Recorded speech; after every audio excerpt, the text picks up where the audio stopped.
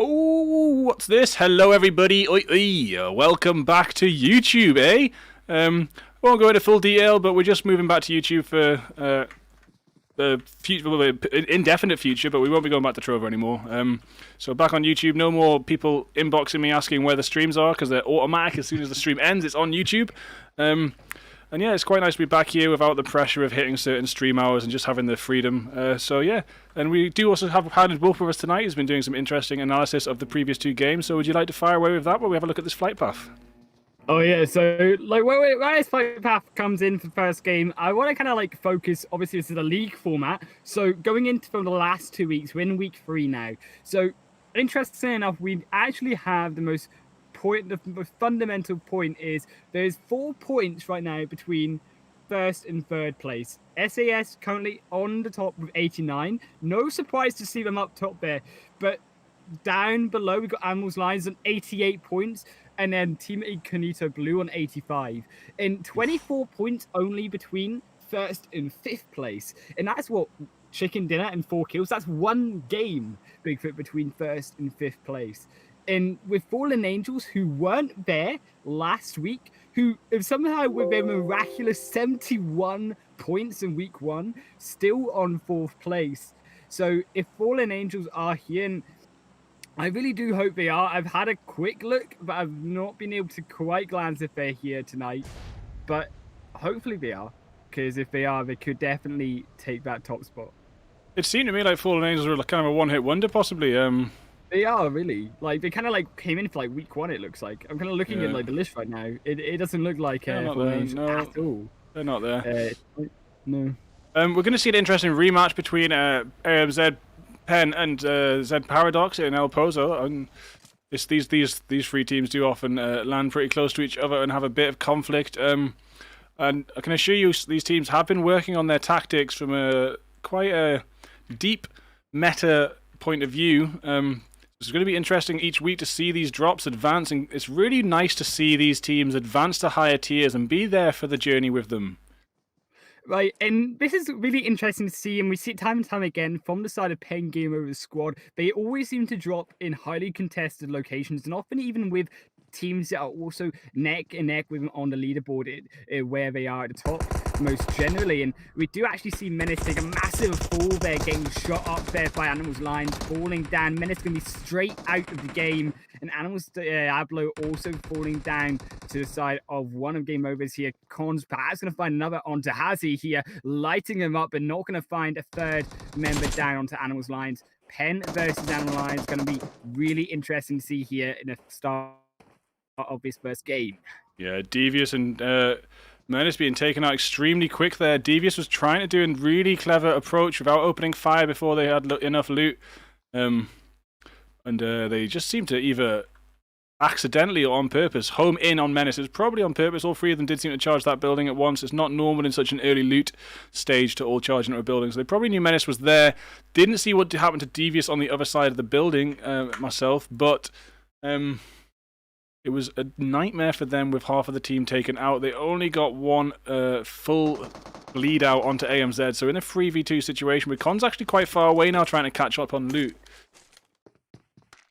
Yeah, and interestingly enough, Animals Lines, this team that secured 2nd place in week number 2, and they also had a promising week number 1. Going into week number 3, it does seem like Game Over are an improved squad, and they seem to, despite that little bit of a flop there from, unfortunately, Devious at the start, they do seem to be taking control of the situation, despite the fact that it is a 3 versus 2 Bigfoot. And Game Over could still take down Animal Lines, but we do have to be wary the fact that Diablo now has the high ground advantage versus this duo. Yeah, I do suspect Tarzan and Cons will be leaving, though, unless they go for a really clever pin on them. So we'll have to see how this turns out. And Zed Paradox haven't made a move in yet. They're taking a patient loot up themselves. There wasn't really much Pen could do to be more patient. That charge into Menace was kind of, what's the word? I was about to say irresistible. Unresistible. It was unresistible. You couldn't really do much about that with 3 players running up on you so early in the looting stage. And it looks like AMZ is actually recharging again. They've still got this aggressive style of play that they've had since we first saw them in side penetrate clan wars, and they've managed to continue this all the way through. Oh, and there does go Pen Tarzan. They are very aggressive right now. Now only Cons alive, and Online's looking to clean up. Once again, game over at the start of this Miramar map, but it gets one. And now has to reload. Cons being lit up by Diablo from that high ground flank there. And down goes Penetrate once again. But can ZPX once again third party in Miramar versus AMZ? They did it 2 game over in game number 1 last week. Perhaps they can still find this third party on the side of AMZ in game number 1 in week 3. Looking around the rest of this map, though, it does look like it's going to be a southerly zone shift. So these teams, there's a lot on the northern side, are all going to have to rotate down. And we could see a big traffic jam of teams in this northwestern region of Miramar. Yeah, and you won't have seen on the big screen there, but if you were looking in the corner on the smaller iPad screen, you would have seen Zeus's point of view as Gods of Greece wiped out Lionhearts. I came there with the emulator screen a little bit too late, just in time to see them looting up those 4 boxes. But that will be 4 points on the board for Gods of Greece already, alongside AMZ hitting 4. So we already have some of our top teams starting to rack up the points. And they have obviously going to start knocking Fallen Angels out of that position, because that was just a one-hit wonder for Fallen Angels. Didn't maintain their presence inside this league, and they will be getting knocked out. And judging by their first week's performance, they actually could come in after skipping 2 weeks and catch up, but I don't know if that's going to be their intention. I would be very surprised to see them come in. Actually, one of these teams that I'm really interested in looking at here is Vision Gaming. Now, I used to watch Vision Gaming as an organization in the previous game that I casted in VG, but now in PUBG, seeing Vision Gaming here in the competitive scene in this league format is going to be really interesting to see how they form up as a team and how they play in rotations and team fights going into game number 3. We do know that they are one of these new teams coming in into week 3 in the side. They have secured themselves 6th place so far from the first 2 weeks and 62 points on board. Did you say they used to play Vainglory? They did. The organization. I don't think it might be a synonymous there. As far as I know, Vision Gaming is brand new, set up about 6 weeks ago, maybe 2 months ago by Willow, who it could be Vision Gaming. As far as I know, as far as I know, only plays PUBG and hasn't ever mentioned playing that. And it is a brand new organization, so I doubt it's the same one. But maybe we can try and get Wilo into Vainglory. I have to look at the logo. I don't know if it's his bag. I had to look at the logo to see like if they are the same organization or not. But if it is, it does sound like it kind of is going to. It's like a white and red V with another dash down the right hand side of the V. It sounds similar. I'd have to look at the original one from the previous game. Oof. But that is AMZ getting 2 knocks. Here. 2 knocks on Z Paradox already. Yeah, it does look like AMZ are going to take down this third party onto ZPX here. In the distance, we do see that flare gun going off, though, and that's going to likely, if I do believe, go to the side of it will be Salty Potatoes. Salty Potatoes. Patron on the western side. So it's going to be interesting to see what the flare guns do for these teams and kind of how they play about with them, because obviously in other kind of scrims they are banned away, and with the flare guns open here, we do see Diablo go down though. Have to hold my point here is AMZ perhaps going to struggle here. They'd lose one. Katie in the flank. Yeah, all of Z Paradox desperate to heal up right now. Nish does get a heal in, but the exploding vehicle does take Nish back down. Hazy is actually revving Diablo inside the warehouse. Really tricky situation for Z Paradox to deal with right now. They need to get those meds in before they get pushed again. Katie's throwing some nice, interesting grenades into that building, but it doesn't look like they're going to hit. And now Z Paradox are mostly healed back up. Can they deal with the push from Kira, Diablo, and Hazy? Nade's coming out. Nade does take out iMitch. No healing for Katie right now, but they do secure the knock-up onto Hazy. The first comes out, and ZPX far and find a second. Kira barely able to keep AMZ alive right now. Diablo also alive, and that's going to be 8 kills now on the board for AMZ. They wipe out ZPX. Yeah, so that's going to be them looking pretty good. I'm going to jump over to the results quickly, and you can have a look at this. You can see there ANZ Lions just behind SAS. They will now be taking that top spot after this game.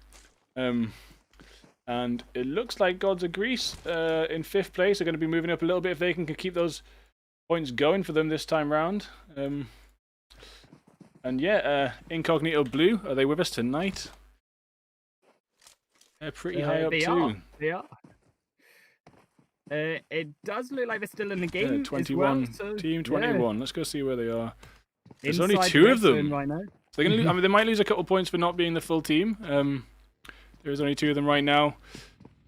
Got to have them at your main roster inside the game, but I can't remember the exact specifics on that. But at least they are showing up to get some points.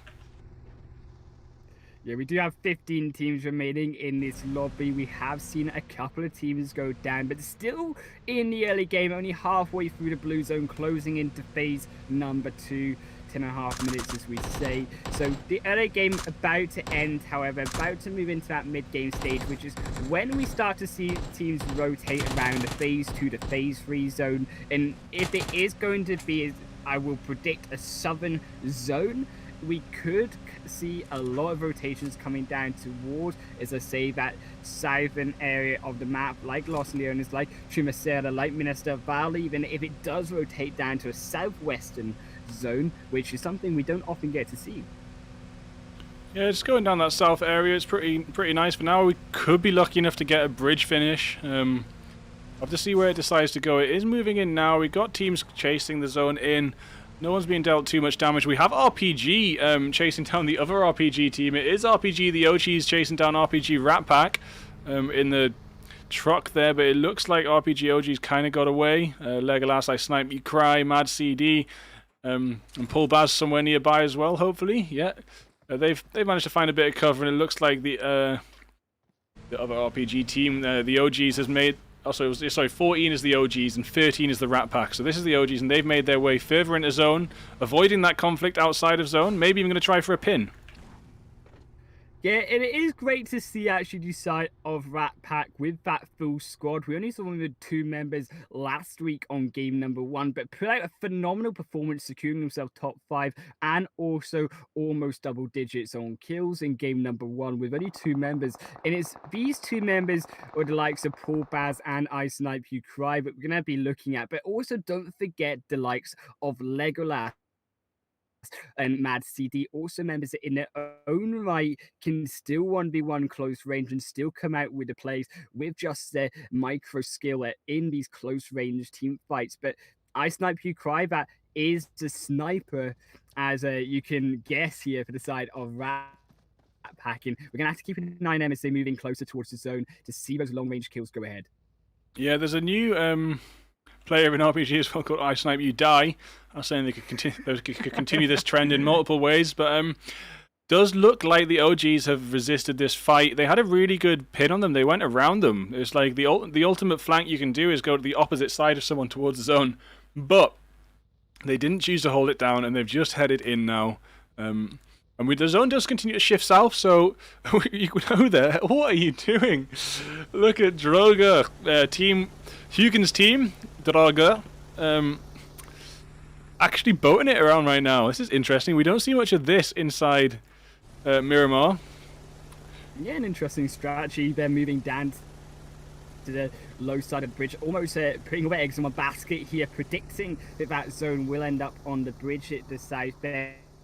To finish off, and if it does, it's going to be a massive advantage to Droga already being across that bridge and being able to put up a little bit of an outpost to take down teams crossing over about bottleneck point there in the south end. But if it does shift up north back towards Los Leones, they're going to have a lot of work to get back up into the fights and back into the game as these teams now close around this kind of third stage zone coming up here. Yeah, it looks like Gods of Greece might be closing in on RPG there. They have lost Kratos. I did miss that, and apologies for leaving those results up a minute too long there. My screen shortcut seems to have stopped working. So I have a very strange problem with OBS where things reset. But we're back to the EMU now. And yeah, RPG are holding down this high ground. I think it was RPG that took out a member of Gods of Greece, although I can't trace the box, but it does look like that's what went down here. Ajax making a bit of a retreat. It's going to be interesting to see how Gods of Greece and RPG play out. Also, to the west of them, we do have to keep an eye on Los Leones. We do have AMZ as well as Salted Potatoes and also Hackaskyas there. Hackaskyas are new team to this league, it does look like, in week number 3. Also keep an eye on the rotation right now coming from FPP bots, now rotating in Gods of Greece, so split between RPG, the OGs here, and they're going to have a lot of their decision making to get Jax back into the fight with their team. This Team 22 is new for me. They're called the Hackaskyas, but it looks to me like it might be a mistype. It may be Hackaslayers. I don't know. But if they're the Hackaskyas, then they're the Hackaskyas. But you can see them with the little Japanese katakana there and S. Oh, and Perseus has just sniped Willow down. Let's go check out what's going on there. That is Gods of Greece on the snipe onto VSN as VSN make their rotation into zone right now. Does look like Willow is about to. Oh no, isn't bled out yet. Sorry. Let's have a little look. Willows has been revved. Zeus here. Where's the rest of them? Yeah, you got Perseus here. Did Ajax make it over yet? I don't know. I don't think so. Yeah, Ajax was the one that got trapped by RPG. Maybe the Ajax was driving with Perseus. But it does look like AMZ are continuing to rack up the kills. They start to lay into the Hackaskyas or Slayers. We do also Slayers, skaters, you know, could be Hackaskyas. VSN going to rotate a little bit opposite to that direction now. Diablo has been taken down though. Looks like the Hackaslayers are doing their job of killing the hackers. AMZ, the leaderboard winners. Yeah, AMZ, one of these really impressive teams for the first 2 weeks. They do have one player still alive. However, Diablo is going to be revived as well. And it is going to be interesting to see as well how Salty Potatoes move into this engagement. Salty Potatoes, they haven't had too great of a games in the first 2 weeks. And we're going to have a little bit of work here to get back into the game and get back onto these points, moving in to the future rounds here, the future matches, especially in week number 3, because now that we are sort of in the middle of this league, week number 3, these teams are going to look to start buying a little bit of a lead over the rest of the enemies here and start to secure their positioning on the leaderboard, because the first 2 weeks, it's so close we can't tell anything just yet. And Incognito has just taken out the stranded Perseus there on another part of the map, as we also do have Salty Potatoes moving in onto AMZ Lions. So AMZ Lions may be fighting 2 teams at once right now, but it does look like it's just 2 duos currently, but the rest of Salty Potatoes are pulling in. A nade is coming out from Ket Squawks. Yeah, it's going to be interesting to see here.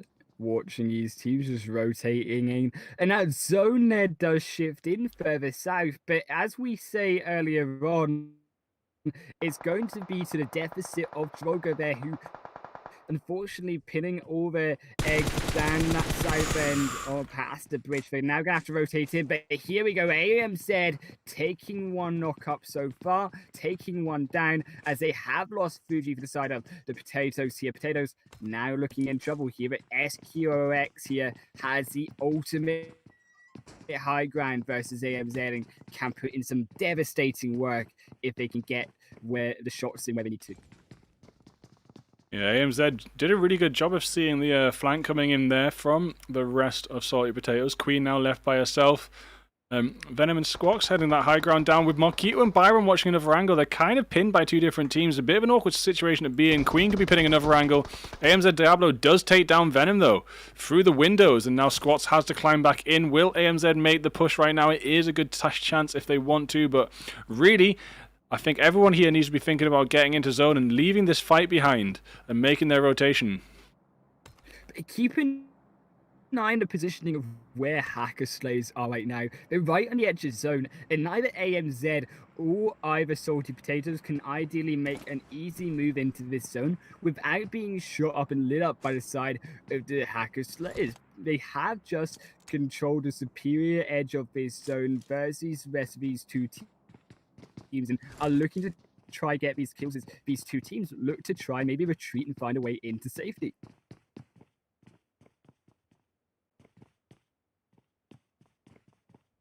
Still 15 teams in this game, and almost another 10 minutes later.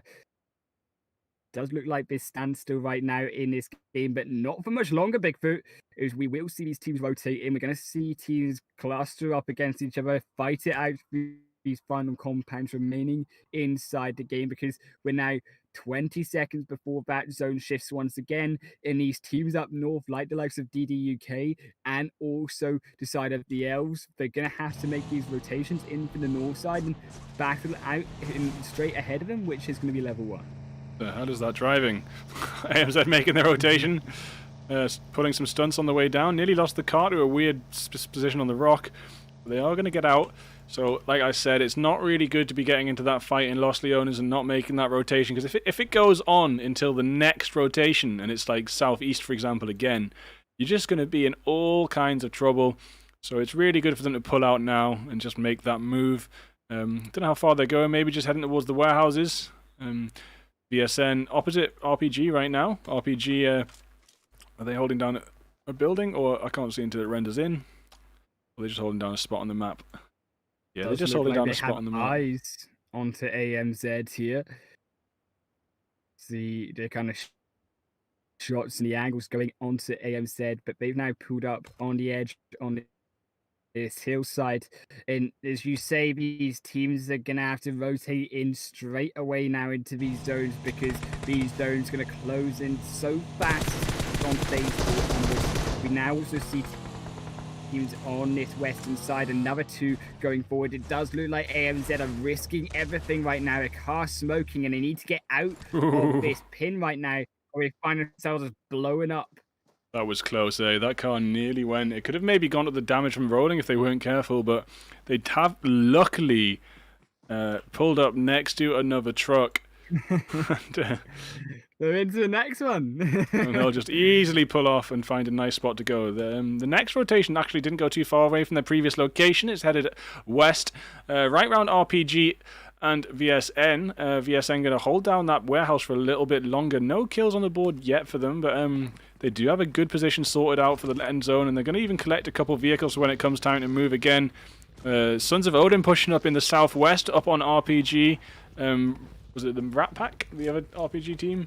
And then, and the OGs are still right next to VSN, so it's going to be a bit of a congestion from this east side, I think, coming in. SAS have played that slow game again, really trying to head for those chicken dinners. But this tactic won't work for SAS in the long run if AMZ are going to be playing the slow game, the aggressive game and the chickens. Okay, now we have VSN pushing in on RPG. One knock has gone down onto Storm. PML has hit Legolas down, and Mimir finishes Legolas off. RPG Pullbaz is hitting back on Sons of Odin himself. I'll get the small screen over to that fight in the southwest. Yeah, so many teams fighting now right now. So you see look the ways into this zone, but we just see RPG here really struggling, and they will fall down to the side of Vision, who are just absolutely annihilated, and with grenades from range and Vision now control this western side, but in the south and the east side and even the north to an extent, we see teams all grouping up against each other, and there's going to be so many fights that happen in these next few minutes. Expect this team count to go way below even 10 teams in the next couple of minutes. Yeah, the first on Willow was completely potatoed. Willow was kind of zigzagging, and whoever was shooting him really couldn't land those shots. It was such an easy first, but Willow comes out alive with the rest of Vision Gaming, and now with some points on the board in at least 14th place. If they can hold down this warehouse area, which does have some really interesting angles in it, then they should be able to get up into the top 10. I mean, it's a good position zone-wise, and it looks like the most of the fights will be away from them, and they'll be able to pick up the pieces that come towards them bit by bit. But we'll have to see how this turns out. RAF Blue now pushing in a vehicle and about to be completely wiped out there, I think. Oh, it was just one of them, sorry. It was just Folord. That's lucky they weren't all in the same vehicle. Perseus and Zeus getting some good kills there. And this fight on the edge of zone between Sons of Odin and RPG Rat Pack is just going crazy. And it will be finished off by the hands of Rat Pack. Mad CD, the last one alive. Revving up I Snipe, you cry. This zone here is going to cause some damage down to Paul Baz here in the outside and vulnerable to the rest of these teams with their positioning here. The first stage kit is going to have to be used to contend with the damage coming out from this blue zone at this point in the game. Gods Agree is going to find that onto Paul Baz there as they finish up now the rotation into this western side of the zone. In the southwest, however, we still see the side of Hacker Slayers making a rotation in, finally looking for a way inside of this zone. But right behind them, the chase is coming out from RAF Blue, who want a little bit of juicy kills from the side of Slayers.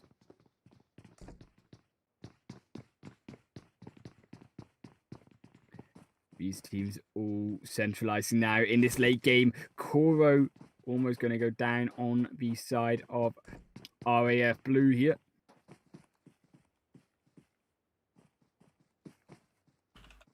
And these teams surely going to find themselves grouped up and vulnerable in this open end zone in game number 1. We're still not down to the final 10 teams here. 26 minutes into the game. We're going to be approaching our phase 6 zone shortly. AMZ pushing in here on the elves, and they're still getting kills. Bailey, the last one alive there, will be wiped out, putting AMZ on 14 kills right now, nearly in the top 10. But let's just say it this way, even if they get taken out right now, they're going to be ahead of a lot of the teams point-wise, just with their... Oh, and they do actually start to get pushed here. Zen Queen and Zen Vedum, the Salty Potato, is going to try and finish off Kira. Can Kira get the 2v1 clutch? Or maybe pull back for the Rev? Looks like Kira's going for the clutch. Some shots coming in from elsewhere, so will go in for the retreat. I mean, it is actually no Rev to get. That was a mistake. I'm afraid they were bled out. Kira, the last one standing for AMZ. Hopefully going to deal some damage to the Salty Potatoes, but this is outside of zone and could get tricky again. Yeah, as you say, you don't want to be caught outside this zone. Kira going to have to be very, very careful for AMZ here. There's still 11 teams remaining, so the game points are going to be nothing. As we see an excellent grenade go straight down. It looks like a replay there as both Diablo and Kira fall down in the exact same position to the side of Potatoes. They will secure themselves those 2 kills, putting themselves up to 3 and inside of the top 10 teams in game number 1. Looking like this, as we say, open-ended zone. These teams all going to be clustered up here. These compounds on the low end versus the open-ended high ground of this battle zone. It'll be interesting to see how these different levels play for these teams. And VSN themselves managed to rack up 6 kills. When the zone shifted from that warehouse, they had a pretty good position. They didn't have too far to come. They were just over there, look. And they just had to cross this road to this shack here. They're doing pretty good. Penetrate Gunners trying to find their way into zone. Benji does get a knock on one of the Hacker Slayers, and they just need to push a little bit further. But can they make that push with VSN overwatching right now? Looks like most of VSN aren't looking where they need to be and missing the Penetrate Gunners push. So I do think Gunners are going to make it in now. The grenades coming out here is the oppression, and the push comes down from the side of Gunners here. They're throwing grenades from Tabarnak down onto the side of Slayers, and they look so vulnerable. Just get one shot by Tabarnak walking in this door right now. The double kills going out, and they take down Slayers. Another 2 kills going in here for the side of Gunners as they secure themselves now a place inside of the top 6. But they're going to have to make it into this zone. Only half the teams right now in safety of this player right now. Yeah, and VSN missing that chance to team wipe or do a lot of damage to penetrate on their way into zone. Have just started to take shots themselves. Willow got a bit of a shot down from one of them there. I wouldn't want to be around Tabarnak when he's got an MK. It's quite a dangerous weapon for Tabarnak to be holding. Willow is still getting kills though as he does knock down Zeus, but Perseus strikes straight back, can kill him, finish off Gods of Greece there or not. Needs to get some revs in as well, but Penetrate are still shooting down on VSN. It's an awful situation for VSN from what I thought was actually a really strong position. They're getting pinned from two sides. SAS also getting pinned right now by Incognito and maybe not even going to make it into zone, and they only have 3 kills right now, so this is going to push them down on this leaderboard. Wow. Still here, the mammoth task for Danny to move in. It's not going to happen, most likely. Will get shot down, and that will beat Danny to the play zone. Dead and out the game. It will be SAS falling in 5th position there, as you say. Going to be a massive deficit for himself going down in 5th position, but not before AMZ fell before them, keep in mind, in the 11th position down in outside the top 10. So now we are down to our final 4 teams, Bigfoot. It does look like Penn have secured themselves this zone, as well as actually it will be the side of Incognito here, also securing himself a little bit of positioning inside this final zone. But these 2 teams, the Gods of Greece and Vision, are going to be looking hard for a way into this final area. Yeah, Penetrate Gunners really got lucky with this zone right now. So comfortable as it pops in around their shed. They can hopefully just gatekeep VSN and Gods of Greece out. Well, as long as they're keeping an eye out on what Incognito are doing. Does look like Zeus taking a couple fire from Benchy, but no shots going to land, and Gun is still kind of finding a little bit of an awkward angle to try to take down these teams. They are aware of the fact that Incognito Blue are so close to him right now. Incognito Blue, they are going to be looking for these game points. They are 3rd right now in the league, 4 points behind 1st place, and Tabarnak once again finds one onto Vision here, and Vision looking like they're in trouble right now as they have had one knocked down. And there are only 2 remaining members here. Willow down, Killum, Neo also down, and there go Vision. With Penetrate, just need to get these revs in. Hopefully Gods of Greece will be distracted with Incognito right now, and they can come and clean up afterwards. Benji is very low, but just managed to heal up. Benji hopefully going to keep them busy. Incognito Cheetah is the last one to knock for Gods of Greece right now. They do bleed out. Veshas, Cheetah is about to go down. Cheetah does go down right there, and now it is 2v4 for Gods of Greece, but it's 2v3 until the Rev and the health comes in on behalf of Murdoch, but that does look like that's going to go down. And now can Zeus and Perseus, with their excellent survival techniques throughout this game, under a lot of trauma for Gods of Greece, very difficult for them to make it this far, so don't take it lightly that they did. Can they get the clutch on Penetrate Gunners? Well, it does look like the rotations here from 2 different sides, even 3 different sides. We see Fish and Murdoch from the behind there almost get blown up, both of them by a grenade there, but managed to dodge it there. Perseus now going low, and here comes Tabernacle from inside, and Mid is going to surround Gods of Greece like animals that they are all around the side of these gods, and they will secure themselves the chicken dinner in this game. Penn Gunners going to take chicken dinner with a wonderful 11 kills there, 31 points going to this top place team. Really good stuff there, and it's what we want to be seeing from Penetrate, catching up with themselves in their own league. The Gunners themselves, not too high at the leaderboard currently, but in 9th place, but coming out on top with a total of 11 kills right now. Is going to give them 31 points, if I'm not mistaken, and take them up to 63, which isn't, it's not top 3 yet, but with a couple more of them flawless victories, and they will be dominating.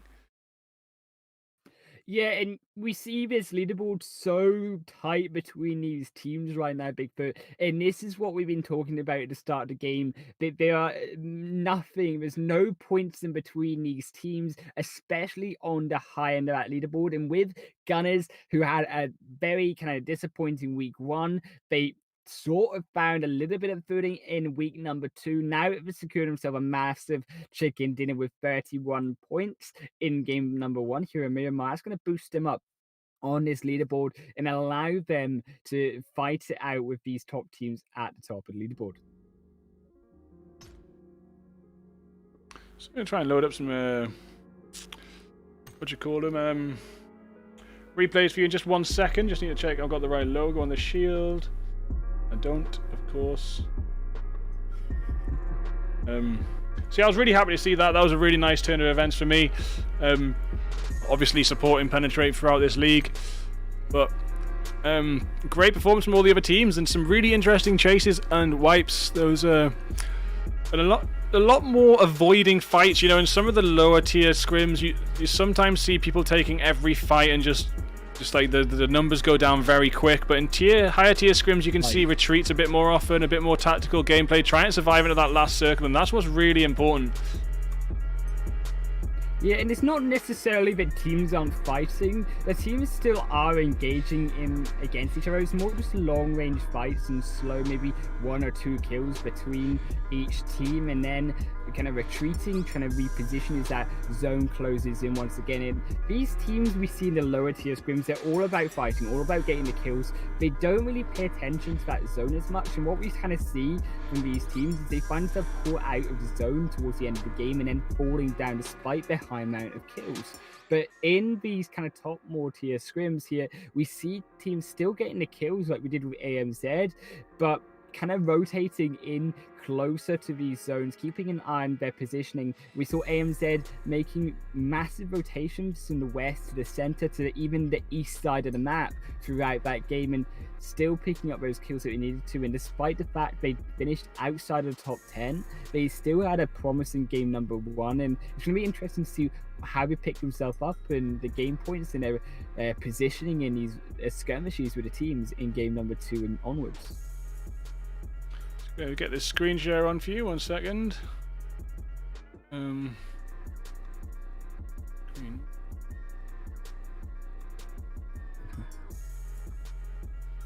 sorry, yeah, there we are. I can't actually get the webcams up on this. They weren't up for a little while. I forgot about them.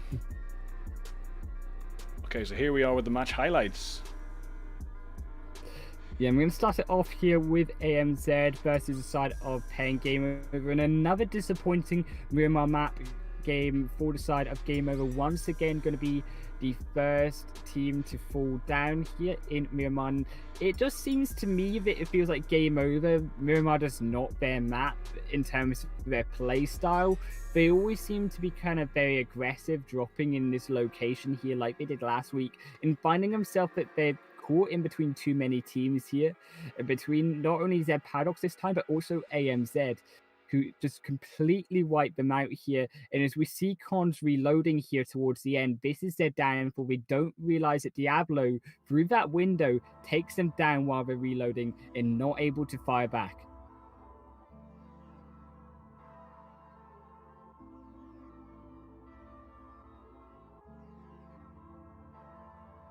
Moving on here, and we see it will be decided the Gods of Greece here. With 5 minutes into the game, and now we're down to 16 teams. Gods of Greece did secure himself 4 kills, moving in to this 5-minute mark, which says a good amount of early game here. Gods of Greece did secure himself the 2nd place overall.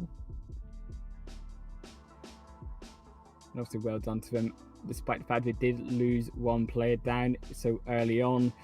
Back to AMZ here though in this 3rd replay versus Z Paradox, and AMZ not going to be taken down by Z Paradox this time. They cannot find the 3rd party Z Paradox onto the enemies, and this rotation, and Hazy was a little bit behind on the rest of their squad. Gonna have to make sure in future games they are close and tight together, because we do see Diablo there go very, very low, get taken down. Hazy has to spend the time reviving. Katie cooking those nades too long though, doesn't allow them time to drop down into where Diablo is sitting right now.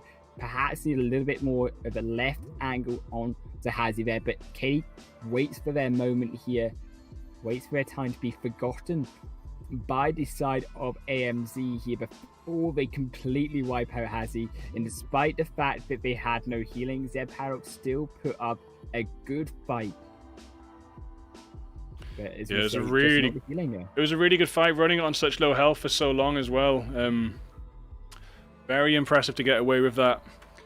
And they nearly pulled it off, which maybe not enough healing. They try and survive into that last circle, and that's...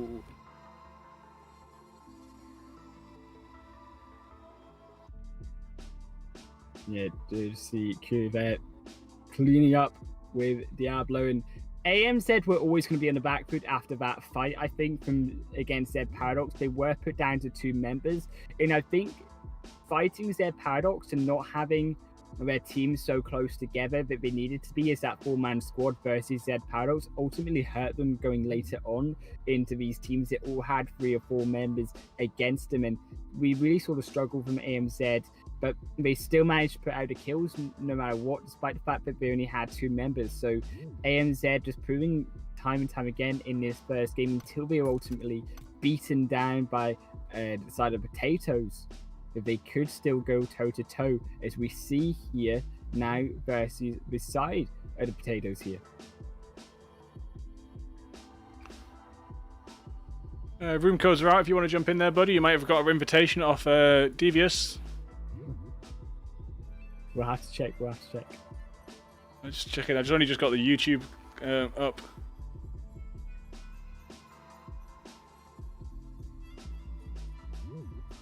AMZ, they're just making that retreat there. AMZ did very well to escape, I think, moving out of that fight. I think they were so close as that car tumbles down, smoking up there to escape with their lives.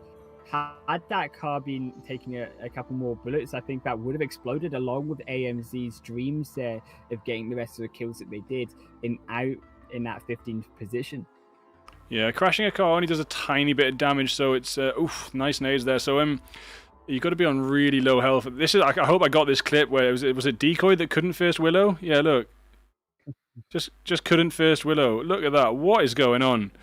Such a lucky potato on behalf of Willow, and such a bad potato or unlucky potato on behalf of decoy. Not sure what happened there, but that was like nearly a whole clip just sprayed into nothing pretty much. And Willow did get revved, and that was a big factor of how far VSN got, getting that rev on Willow there, being able to continue with the team further into this circle. And this second, the shift that happened just after this was a really good shift for VSN, but my days, what a good shift for Penetrate, and how well did they play it. There we do see a vehicle blow up. It will be Faux Lord. In these teams, as we do see in the replay, we're down to kind of that 25-minute mark. And really interesting to see, as we see these teams playing it a lot more safe, a lot more passively into these later zones, until we see phase 5, phase 6 zones, and seeing more than 10 teams, should I say, alive, even in that 26-minute mark, is quite rare for a game of PUBG, especially in the scrims that we seem to cast as more open scrims, whereas we say teams are much more aggressive. And even for an extent, the Penglans, I don't think we've seen yet this many teams in such a late game, especially on Miramar, which is one of these maps, should I say, that is just pretty aggressive generally all around.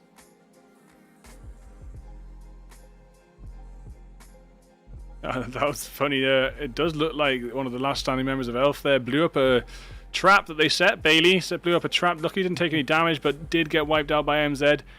And yeah, AMZ not managing to be able to deal with this push from Salty Potatoes very well.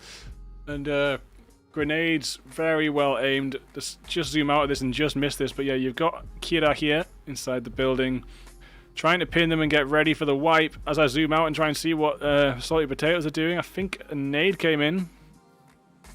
Turn back maybe a second. Yeah, the nade comes in and bang! Kira goes down. Yeah, and I think it was a little bit of a mistake for Kira there. Diablo fell down in that exact same position. Kira had a little bit of a pin down, despite the fact being in open ground against the Potatoes, and moving back exactly where Diablo was. They didn't really have to look far then to find Kira. In that grenade was no surprise that they could just pop a second grenade down like they had onto Diablo with the shots straight down onto Kira and remove AMZ from the game. And just an excellent gank there and engagement from the side of the gunners there, and from Tabarak there, just once again putting the pain on the enemies for their team. Tabarak at that point putting himself up to 6 kills in all the kills that Gunners had.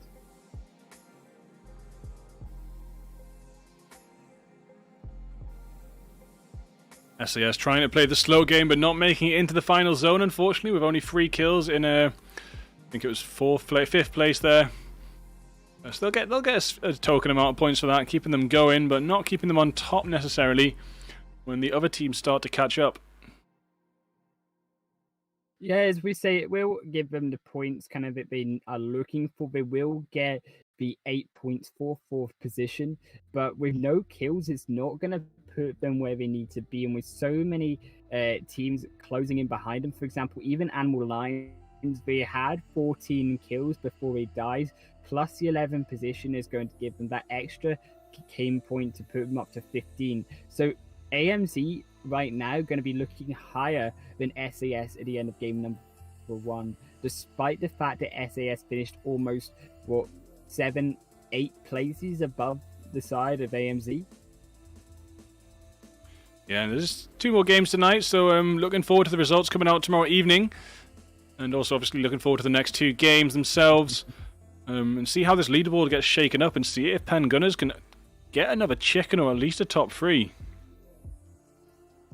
Yeah, and what I really want to see once again, we did see a little bit of improvement from game over into game number 2 and game number 3, and I really would like to see them just bring out the game over team in the squad that we have seen in the other maps onto Miramar next week.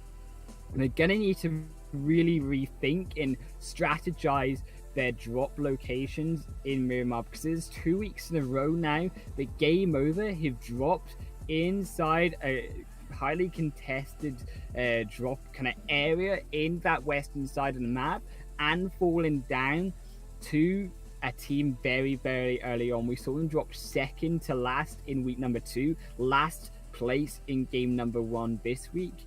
And if they want to secure themselves, as we say, Pen on this top end of the leaderboard, at least the top half, they're going to need to try pick up the kill somewhere else and even pick up these game points to just boost their score to the level that it needs to be moving into week 4.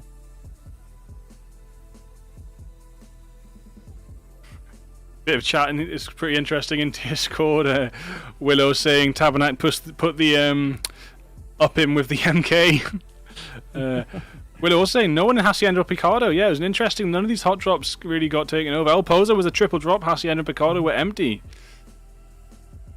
Yeah, I think what we kind of see now these days with the kind of drop locations, that we see it a lot in Erangel actually, noticeably, where you kind of see no one going down in Erangel to that Sovnovka military island down in the south, even multiple times when the playing path is very heavily favored that southern drop. And all these teams kind of clustering up in smaller compounds in recent weeks, and it seems to be that kind of method that is changing in PUBG Mobile, where teams are kind of going for these early game kills and early game aggression versus the enemy teams, rather than just choosing to loot up through these first 10 minutes and then go in for the feed. And 2 minutes till we start the next game. Should be pretty interesting. It doesn't say what the map is in the room ID. It says on the room though itself, Erangel. It would be Erangel. Yeah, nice. Yeah. I'm guessing that'll be a Sanhok finish then. I doubt it'll be Vikendi. Good thing to finish the night on, a little bit of Sanhok madness. Who's going to go to boot camp? Yeah, it's going to be interesting to see as well kind of how Erangel plays out. As we say, we're going to have to keep an eye on where that playing path goes, how these teams drop. I mean, I think the most clustered we've seen is about 6 teams in one kind of small compound on Erangel before. I can't quite remember the location it was on, but we see just that general kind of cluster of teams now these days. As I say, group up around each other, get these kind of high kills, and it's kind of normal to see sometimes teams coming out kind of 10, 15 minutes into the game with double digits of kills. Kill points seeming to be much, much more important than they ever were in previous weeks. Katie put up so much effort to try and save the team here, but unfortunately it wasn't enough. Too many angles, too many sprays. The grenade's not quite cutting it. Did get another knock on a Hazi. Katie's really been a really good player from what I've seen so far. Won the most. Almost got that second kill on Takuri. I know, it was so close, and maybe could have had time to med up. I don't know, but yeah, she got the Mofo Killer Award. That was. Yeah. She got the Mofo Killer Award 1 week, and won't be surprised to see her get it again. So far, we are looking at Mofo Bot being The RPG player that couldn't spray down willows. Let's just double check on that player a second. Yeah, I Below. think Katie had.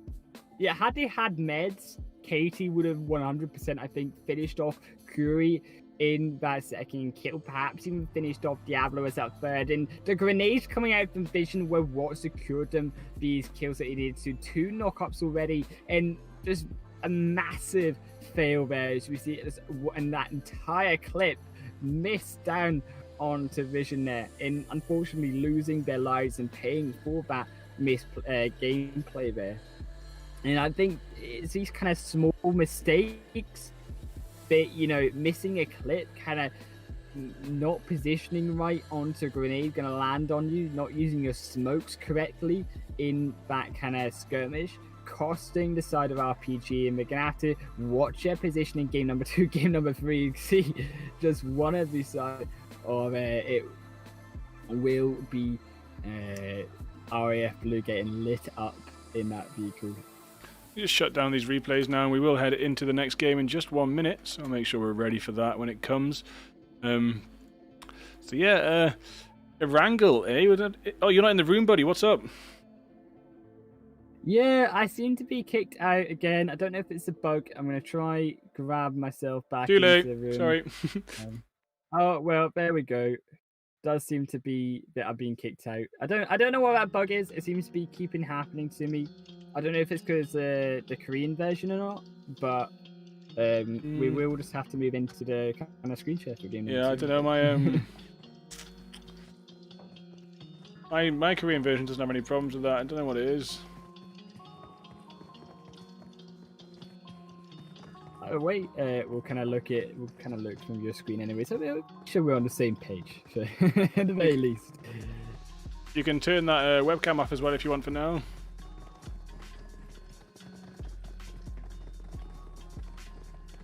If you get a green screen one day, we can have you on here too. It's just gonna with another square on the screen. It's probably a bit too busy. Just a square in the screen. One day.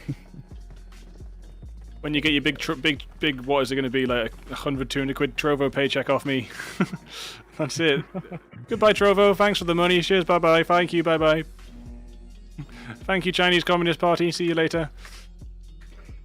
Back to YouTube. Back to YouTube we go, and here we go. We see an angle. We kind of talked about this. This is exactly the setup that we want to see for talking about this Southern Island here, Bigfoot, on Sanhok, in seeing if these teams are going to drop down onto it, or as it was that location, I do remember, is Pachinki, where we saw instead the 6 different teams rotating into Pachinki for the drop. And Pachinki just definitely does not have the loot for 6 different teams, 24 players at the start of the game, where their zone shifted south anyways, and Sanhok was just left empty. Yeah, I'm looking forward to see who jumps down, but it does look like most people are avoiding it already. Everyone's heading north already. Wow. Surely if you see all these teams dropping out of the plane right now, earlier on, you can just assume that it will be more safe to go for Sanhok. And even if you do drop down in Sanhok, you can still see where the other teams are flying down onto that Southern Island. We do see ZPX looking like they're going to go for another Panoia there, but still 0 teams, as we say, going to drop onto the Sanhok military island. I don't know why everyone's so scared, man. It's ridiculous. From tier 3, tier 2 and tier 1 scrims, we've seen very few people heading down there. Sometimes taking this easy option like RPG are right now, of heading to the compounds around, but that actually leaves them with not much loot, and you may as well just go to the military base if no one else is, but of course they don't always know that. Ooh, level 1 bunny maybe trying to get some roadkill, but don't think they're going to make it, as they are going to pull away now and hopefully not get shot down. Pachinki is a double drop. That will be SAS landing alongside Draugr. I think that's it. And yeah, it looks like Sons of Odin have taken the edge of Pachinki, which isn't always the best if you get pinned, but maybe there's going to be enough loot for them to make a move forward. Who will come out on top? Can Sons of Odin be kept down this leaderboard? Or can SAS be pushed down this leaderboard, or will Sons of Odin take this opportunity to get some more points on the board and push forward?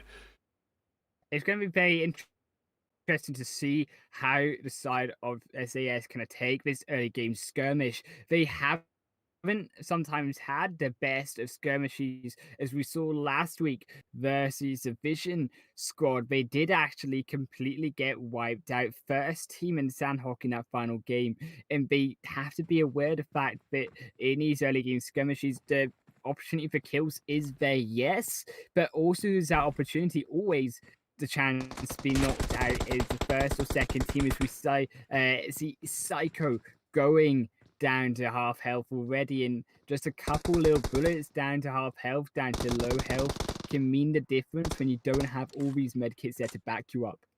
Yeah, and Dipuk's got a pretty strong position here, and this is what I meant about landing on the edge of Pachinki and being pinned. It's not so bad if there's other teams to distract the middle team, but if there's only one other team and they're further into Pachinki than you, there isn't often a guaranteed vehicle, at least if it's not a guaranteed four-seater over here. Sometimes you might be lucky to get a buggy or a bike, and if you're really lucky, a UAZ next to this sniper tower. However, they've got nothing, so they do have to push through SAS realistically if they can't cross the road and rotate around them. Hugin was trying to do a rotation, but Oman just shot them straight down. That punish going to come out for that rotation, and not being aware of that bit, every single member of SAS has this high ground advantage versus the side of Drogo there. We do actually see Dipuk moving in here to that flank, with Psycho going straight ahead of that distraction. Omond on the left hand side versus on this 1v1 versus Lithik. It does take this kill, and that's going to be a massive disadvantage now for the side of Drogo there. Now moving in with this 4 versus 2, and Drogo going to be likely taken down by SAS as they completely swamp this building that they're inside of. One more going to go down here. The grenade almost landing. Nice, they get Dipuk, and that's it. They did it. They wiped them. Go down. They wiped them with nades and DP. I can't quite see how. I was like, what? What? Oh, yeah, it's done. It's done. Yeah, I can't quite believe it. I can't quite believe it. Like, until the kill feed kind of came up and we saw the SAS names there. And that is a disadvantage there. When you kind of cluster around in this kind of early stage, you are leaving yourself vulnerable, especially on these kind of choke point areas on buildings, such as the staircases, versus these teams higher up, and with these grenades, just throwing one down. And if you're all clustered together, one grenade will do it, you know? It doesn't mean that you have to then, like, waste. It doesn't matter that you kind of have, like, no loot, should I say, early on, if you only have 1 or 2 grenades, because all it's going to take is 1 to take out all 4 if you're clustered together. And SAS make that kind of big mistake there, instead of waiting and kind of going out 2-2 split like they had been doing already at the start of that fight. Yeah, and trying to make sure I capture the action on camera, I do have to predict movement in a split second and predict events. It looked like they were running up the stairs there to finish the wipe off, so I did disconnect from them first person and move the camera to a third person point of view to capture the whole room's push. But in the milliseconds that it took me to get upstairs and see what was going on, I think they got like a double or triple nade down there on that cluster of people on the stairs. Maybe they were trying to go forwards and backwards and got each other stuck. That's a big, big no-no. Stairs are a one-way system when you're pushing, defending anything. If you stand on the bottom step, keep going. If you've got someone behind you, if you turn around, try and run away. It's actually much more worth your while keeping pushing forward and taking the knock, so your friend can push in behind you and continue dealing damage. If you turn around or you try walk back and your teammates behind you, they've got more health than you and they're trying to get up to help continue the damage, that could cost you your life all in one clip. So that might have been what happened. I'm really sorry I didn't catch exactly what happened there. It looked like they were running upstairs to get that squad wipe finish, but somehow Sons of Odin came out on top of that and took one of our leaderboard tops all the way out in last place, I think, or maybe second last place, depending when AMZ got their squad wipe up in Yasnaya too. And this is what we talked about with Sons of Odin versus this SAS matchup, and SAS once again falling down early. It is what is costing them the major push on this leaderboard and kind of separating himself from the likes of AMZ in week number 2, when he did go down to Vision in that last position on game number 3 of Sanhok last week. In we're going to have to now look at these kind of new uprising teams on the leaderboard, such as Gunners with those 31 points in game number 1, as well as AMZ, who is this dominant team at the top of the leaderboard right now as well, in first position so far on the leaderboard at the end of game number 1, looking to keep that lead now as SES, as we say, have gone down so early in this second match.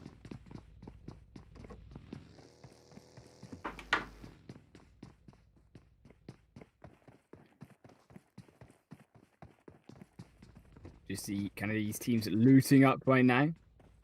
Yeah, just having to see exactly where these teams are.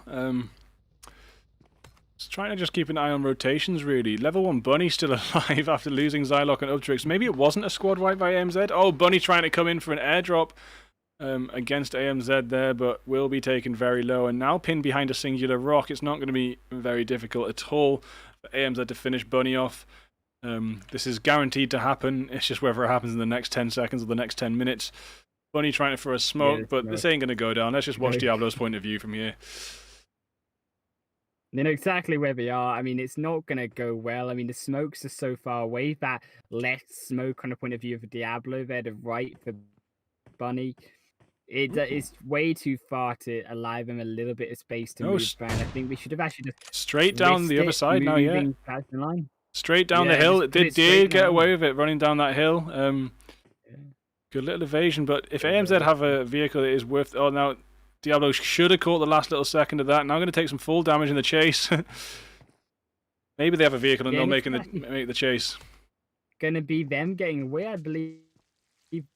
And Bunny does manage to survive on another day for the side of level 1 there. Level 1 also one of these teams that need to be getting more points to kind of stay relevant in this leaderboard, moving into the end of week 3 into week 4 in these future games. Roshawk looking like it could be contested soon if Vision versus the side of Gunners do kind of take charge versus each other of that compound. This northern zone, though, could shift further north, and we could even see a Georgia pole finish. That'd be very interesting. Yeah, it could go anywhere right now. It could go Severny even. To see where it starts popping, to have a rough idea of what it intends to do, but the zone is made of chaos and made of hate. And it could go anywhere. Yeah, I'm so surprised level 1 level 1 Bunny got away with that, and B, AMZ let level 1 Bunny get away with that. I would have been chasing Bunny down in a vehicle. Even if you had one of your team pinning Bunny down and another one rotating round to try take care of Bunny, or even draw Bunny out of that rock to get the kill onto your ally moving in for that first onto Bunny, would have either worked there to try take down Bunny and allowing him to stay alive. It's just going to keep another team on the board and deny perhaps these points if you do get taken out earlier on from going towards your squad. And we see these rotations here now coming down to the side of RAF Blue, and RAF Blue not going to be taken out again, I most suspect, by a vehicle being blown up. Yeah, they have got one of Gods of Greece, I think, maybe two. Let's just see who else. Yeah, it's Perseus and Zeus again. It looks like Ajax and Kratos taken out overextended again. So can Perseus and Zeus make it to the second place again? After losing half their team for a second time. Yeah, but it doesn't seem always like these teams who do lose half their firepower in the early kind of stage of this game, they are all out in over. I mean, we did see the side of Incognito Blue, who were at the start of this week third place in the league, 4 points away from first, still make it into the final 3 and secure himself minimum 3's 10 game points to push them now over 100 points overall in the end of that first game and going into this second match for week 3. It does look like Bish has been spotted up, dropping down. It actually does go down with the knock up versus, and does look like the side of Vision there on the outskirts of this kind of northern compound, but will be revived. Not going to be anything to worry about just yet. There's only a little bit of starting fire opening up between these two teams, but Vision moving in closer. Willow jumping around, jump by jump. I love Willow's movement sometimes. if not always. Really If good, not really good always. stuff. Oh no, there's And Murdoch. he's Oh no, he right didn't now. know Murdoch was right there. Face check straight into the side of Gunners, and there goes Willow down, hopping their way to their death. Unfortunately, couldn't quite find that grenade straight into the face of Murdoch. Does survive. Nice. Can they find that knock up? Murdoch with the prone does take down another onto Kulam now, and this will be looking like danger for the side of Vision. He has 10, keeping himself alive. But keep in mind, Vision There also we have one go. of their members down right now. But Tabernacle finishes it It off. will secure them. I had a really weird gun glitch there again, and graphical glitch. I'm going to clip it anyway. You'll see in the replays, mate, if you didn't quite catch it there. That was a very weird gun glitch for Tabernacle. But it was a finish on VSN for Penetrate. So this is getting really good for the Gunners right now. And we say this quite often about momentum. You know, getting some kills in the middle game is actually not a direct link, but like an indirect and circumstantial link to how you perform in the later game. You've got that confidence and momentum and practice in, and you're warmed up. You haven't just been walking around buildings for 20 minutes. So it's good for the last game's winners to get these kills early on and get a little bit of hype behind them. And what I want to mention is just the improvement coming out from Gunners versus week 1. The Penn Gunners were not a team that we were looking at and thinking were a threat to these enemies at all. And that's just an honest fact going into week 1. But their strategy and their practice and their synergy has improved over the last fortnight a lot. And now moving into week number 3, they now look like a team with kind of a little bit of an underperformance from SAS. And even the side of Incognito Blue, losing, we're not having 2 of their members in game number 1 to help them and aid them. It does look like now Gunners are moving in for this kind of top spot and for the crown against these enemy teams at the top of the leaderboard. Yeah, it would be amazing to see them catch up and really it's really amazing to see a team that didn't start off at the top make it to the top, and if not first place of the whole league, you know, top 1, top 2. Yeah, just checking the chat there. SAS Omon says 1 Gren, all dead. That is definitely your fault, Omon, for being all in one spot on a push. You are an absolutely amazing game. So, team, sorry, but everyone makes mistakes, and being all together on that staircase, big mistake. I think what is the issue for SAS is that they are a very aggressive team, and often their positioning when they're so aggressive at the end of these fights, we often see them make a couple overextensions, a little bit mispositioning, and especially last week in Sanhok match, you saw that his vision kind of went in 3 different angles around SAS. SAS kind of didn't quite know how to position versus the multiple flanks coming from the enemy team. And typical, we do have complaints about snaking in the chat already, but I'll say it before and I'll say it again. If you can do it in the game without cheating, you can't complain about it being done. All right? As long as they're not hacking, as long as they're not stream sniping or whatever, you know, it's fair play. And you know, oh, you snaked. It's just such a salty way to come into a chat afterwards. It's like, yeah, they beat you, mate. they beat you because they went prone. What have you do? It is a legitimate strategy. You see it so many times again in fights where teams will just choose to kind of lower themselves as a target and try hope that if they are going for the headshots, the enemy, that if they lower themselves those bullets that were going to hit the headshot miss, and now they're going to be able to then take the kill. But often can sometimes backfire on these teams as well. As you say, lowering your body down, if they were only aiming for your chest, it turns into these kind of head kills. But talk about kills here. It does Absolute look like we're seeing a skirmish here, and it does look like Lionheart's just run over by the side of ZPX Elites, and ZPX is still trying to find his kills, but Lionheart's not able to find it, and Dreamstar does fall down, and so does the hopes of Lionheart's down outside of his top 10, and 4 kills going to go to ZPX, but bodies everywhere. It's such a messy fight just finished off there.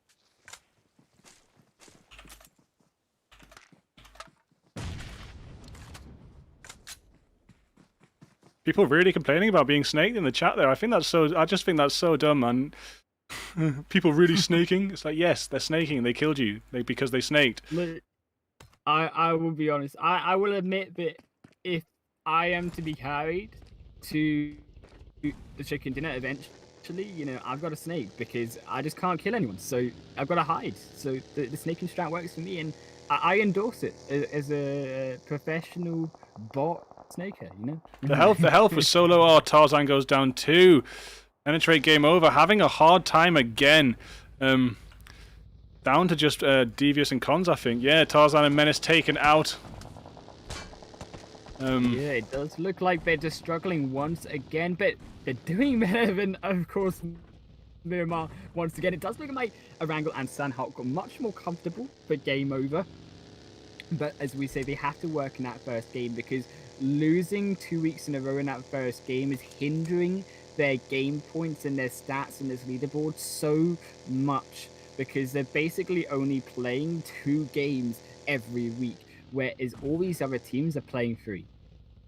Yeah, it's just really unfortunate drop stuff, and they've been doing a lot of tactical stuff recently. They're probably quite confident with their drops, but it doesn't mean things can't go pear shaped when right. For example, one player gets pushed by 3, and then it's just like that's just like one grenade takes your entire team out. One grenade takes your entire team out, yeah.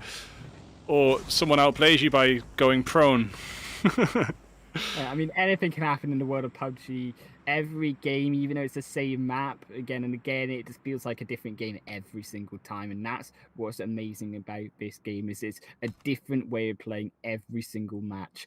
And as we see now, these teams kind of gonna choose to try rotate in around that northern side, perhaps try get a bit of positioning on the bridge into the center of that zone. We see that drop zone move in.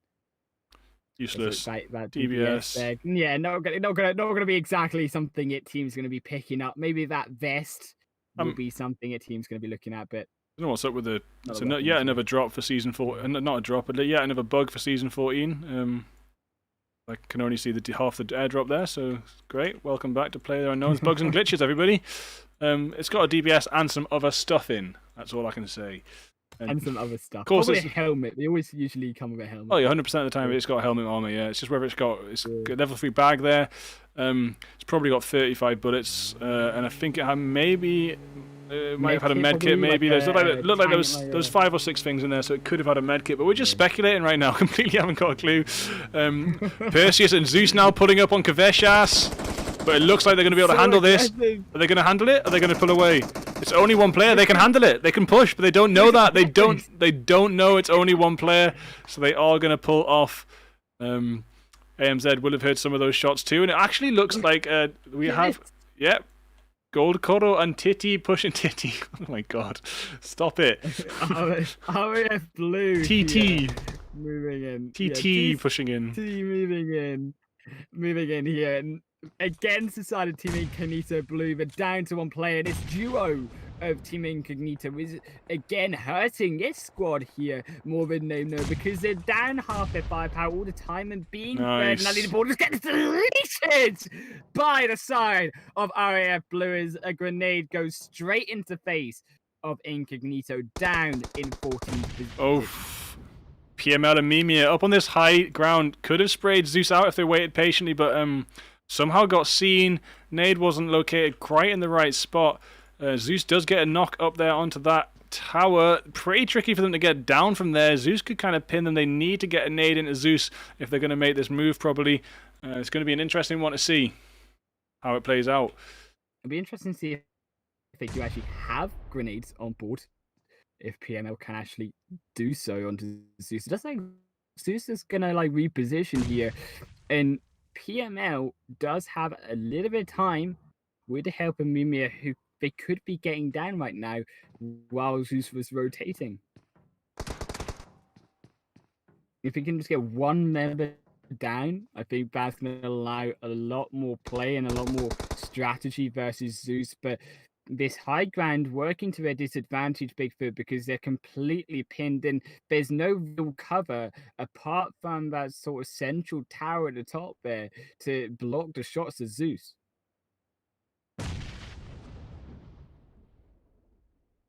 Grenades are there for the side of Miramar and PML. For the side of Dogor. Oof, they're really trying to spray Zeus down, but they're not landing any shots right now. And Zeus does make it around the corner with a great retreat away from Mimir and PML. I would have liked to have seen Zeus stay around a little bit longer and take them out, but the odds weren't necessarily in his favor. I think they were somewhat in his favor, but it wasn't guaranteed. So good shout to make that rotation around, especially considering the zone has popped far north. Zed Paradox now crossing the road past Gold Cotto and TT. And they will be heading up. Oh, Pen Devious is actually also dropped right on top of, who is it?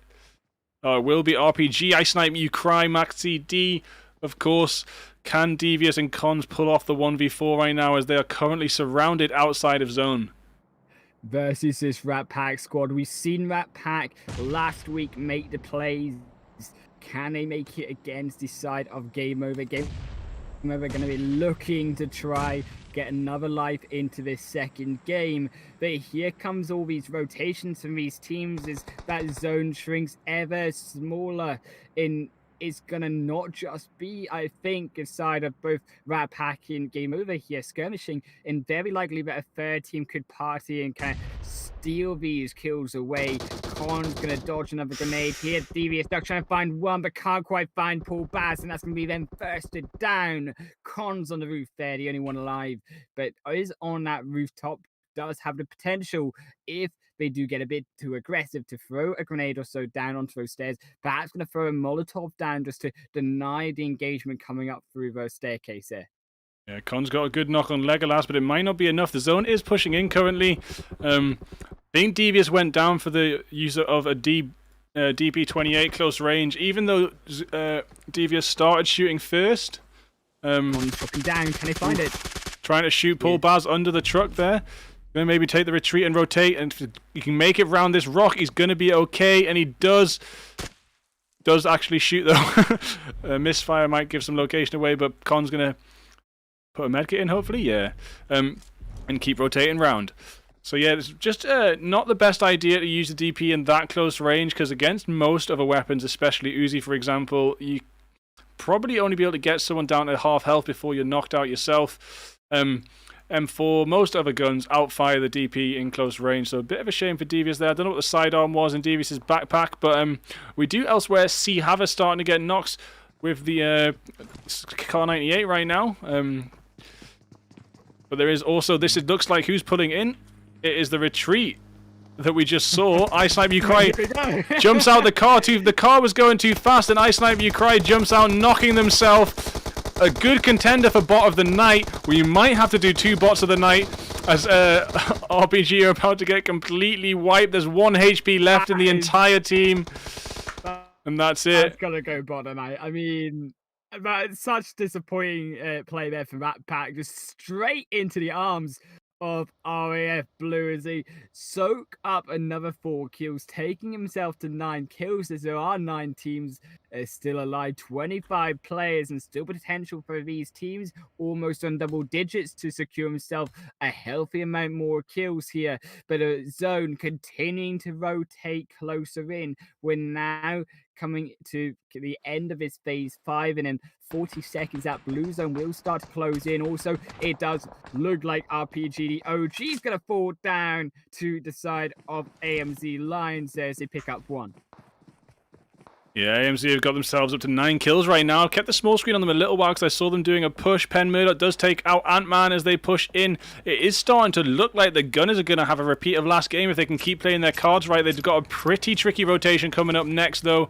And it is a very, very dangerous zone. There is barely any cover in this zone. I know this area quite well. It's extremely open down by that river. You need your vehicles for cover. You need to make your mobile fortress. Hopefully the Gunners are going to crash into this zone right now and make that happen for them. Let's see how they pull this off.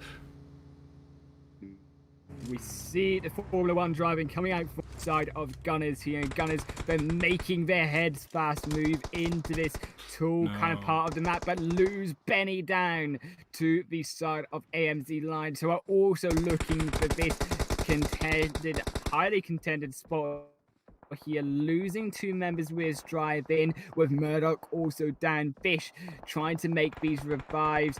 Also, Tabarak there trying to cover from that back foot there. The smoke's coming out to keep himself alive. Also in between them, Zeb Paradox going to be eaten up by his zone for the low side of his river. We see also the side of God's Greece Tartarus moving away and having to be careful of also the elves on this edge of the bank. Yeah, Zeus playing solo right now. Did just take out one half of what was left. It did just actually miss the greater grenade of the night, unfortunately. I'm sorry, I was just checking out Zeus's solo mission, but that was actually a full squad wipe on Gunners, but from a grenade from AMZ there. Unfortunately, we didn't catch that clip.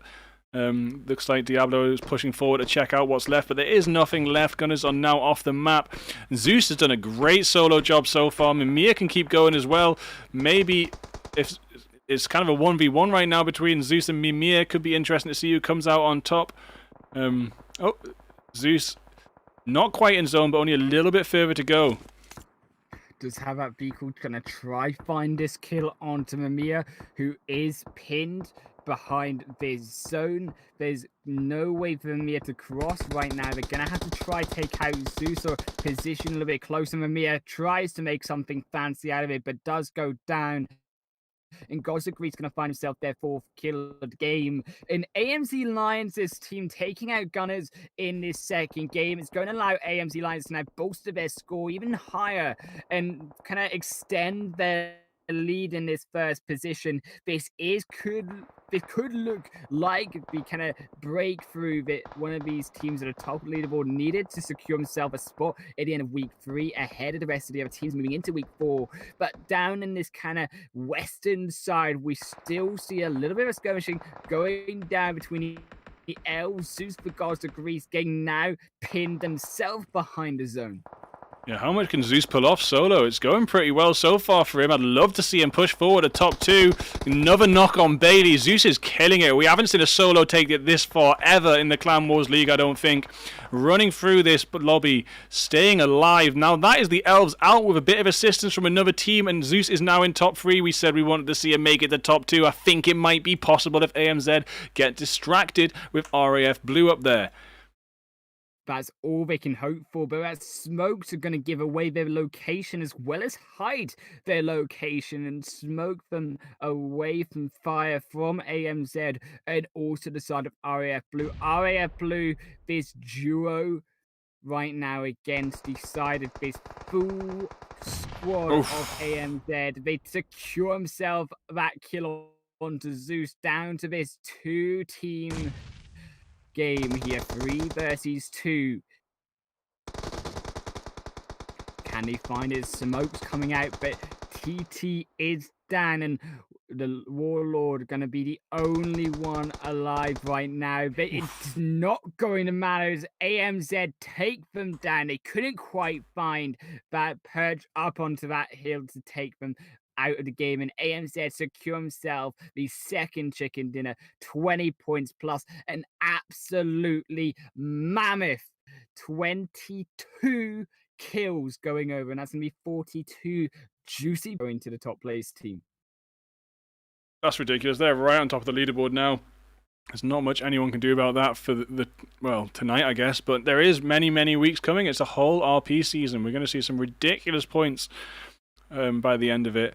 I mean, what, we're on about 80 for 2 weeks in RP. I think how long an RP season is, but probably about 14 weeks or so. How many weeks is a PUBGM RP season?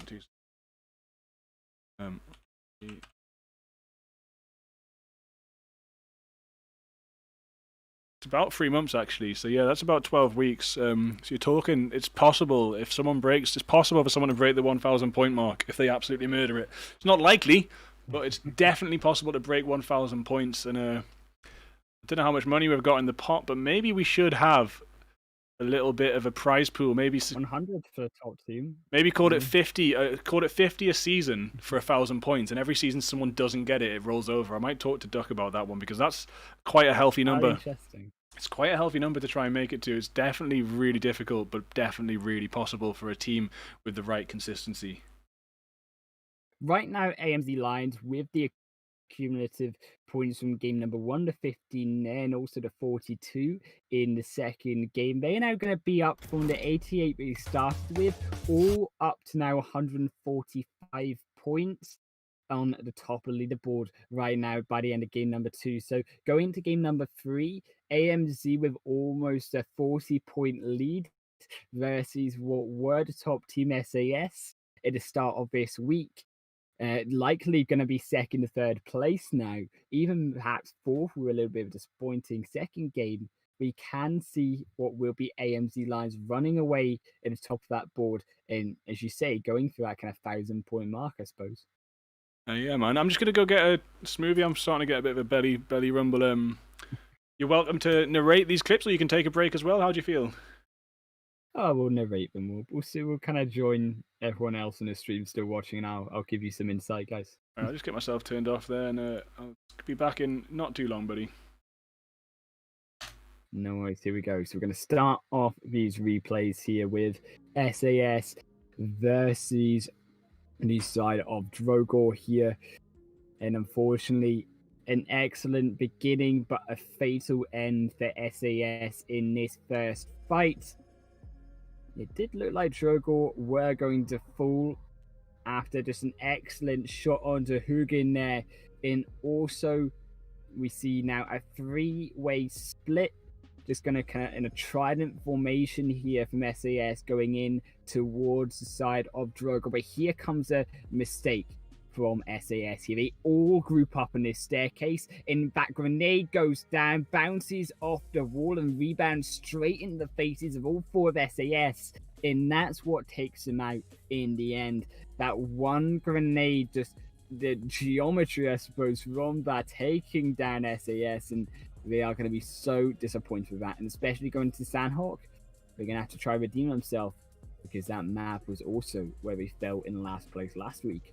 But moving on now to the second replay, we have the side of RAF Blue here, who did, as we see just minutes before, get themselves to second place. They run up for the second game. They move in as this squad versus the side of Gods of Greece here in this early game. Interesting to see how those teams kind of run in. Vish getting lit up, but so important for Vish that they do retreat back behind that building. That saved the side of Pen Gunners, that member. If Vish had not run down on that building, despite the fact they were going to die to the full damage and be knocked up there, they would have still been lit up and bursted down by the side of Vision, and would have lost members so early on in that fight. But the mistakes coming out from Vision, as we'll see moving into this team fight, hopefully with Willow here just moving in, bounding their way straight in the face of Murdoch from behind this building, is just going to be so fatal for the side of Vision. This is where it all kind of fell apart. They didn't check round that side, and Willow tries to go for that grenade, but then spots Murdoch and gets wiped out.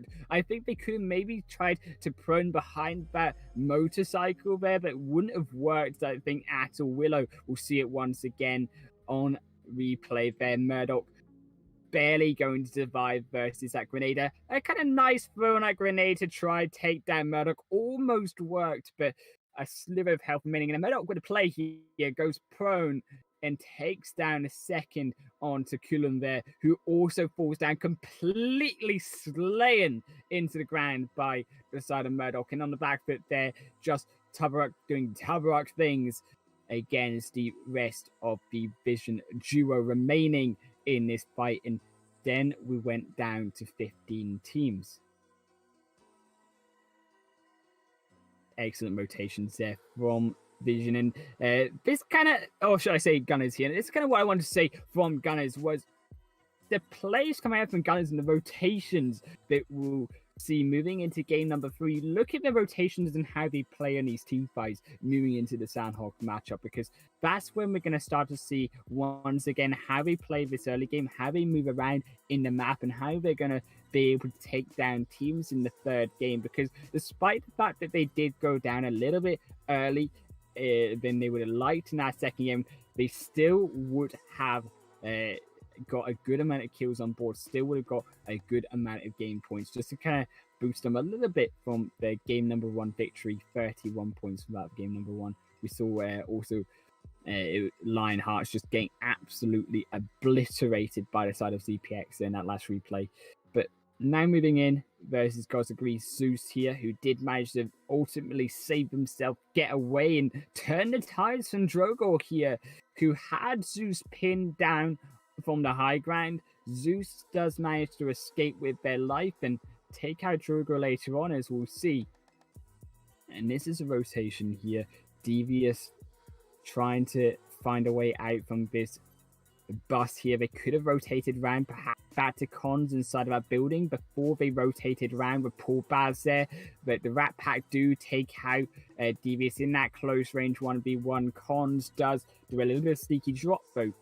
He managed to escape away from the Rat Pack moving in. And here we go, Rat Pack.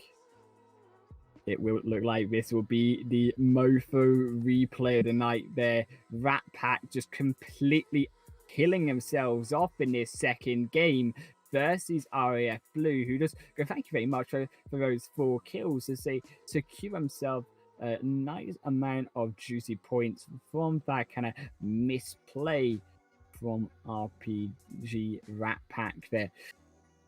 In these teams, as we see on that map, a brief view of that map, those teams all rotating around on that northern side of the river.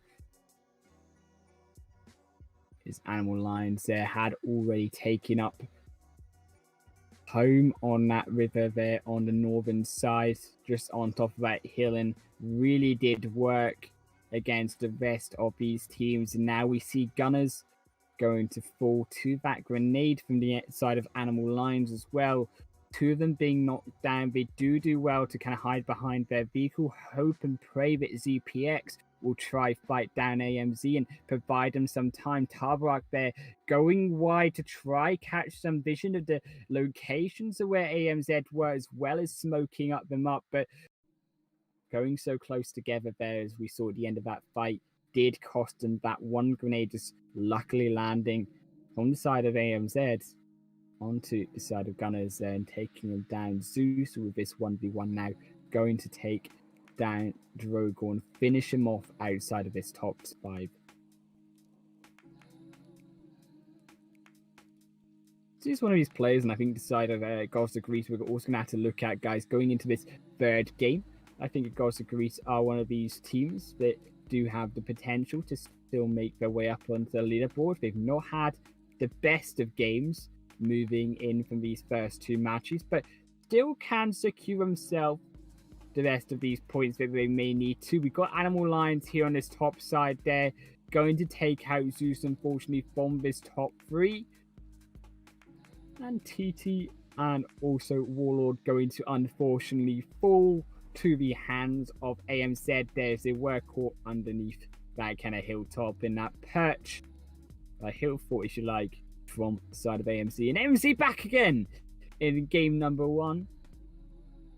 AMZ have had a wild night here, taking down in game number 1 as well, if we remember, both game over. And then side of PX, ZPX, one of these teams that have really felt the wrath of AMZ in both games tonight, and I'm sure will try to be perhaps avoiding and try play a little bit of better positioning, a bit of better team fighting against AMZ, as they have had at least some experience, albeit negative, from these first 2 matches versus their squad. And watch this rotation there from the stairs here for the first game. We do see this reload once again from Cons there. They thought they had the second kill there, but Diablo there takes the staircase up and secures that second position there to take down the rest of game over in that early stage. And now back to Gods of Greece in this replay here. Going to loot themselves up from those 4 kills. Starting it move away closer as we see. It was kind of on the edge of that southern zone there that we saw from Miramar in game number 1. Also, if you are enjoying the stream and listening to me ramble on here during these replays while we wait for game number 3 to take place, consider subscribing to the channel. Also, these videos, obviously, we will be live now, coming right at you. I won't have to wait that day for them to come up and appear in the archive, but still can watch them whenever you can. Keep an eye on. I'm sure these teams will be looking back at their games, the rotations, their positioning in these games. ZPX almost pulling off this kill onto AMZ in this team wipe. Not quite going to find it.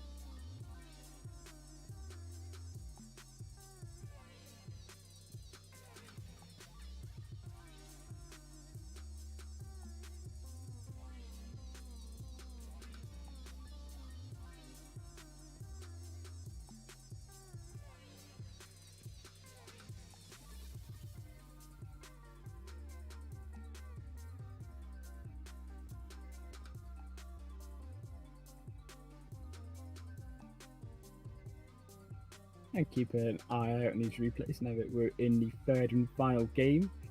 And we're just kind of missing here Katie there, almost finding that kill onto Kiri there, but doesn't quite, Kira should I say there, but not able to quite find it. Those lack of medkits, the lack of any healing at all for Katie. Unfortunately, they're downfall on ZPX in game number 1 there. But we are going to approach our way onto the plane here for game number 3 onto Sanhok. So we're going to close up these replays, guys, and bring on the action for this final game of week 3.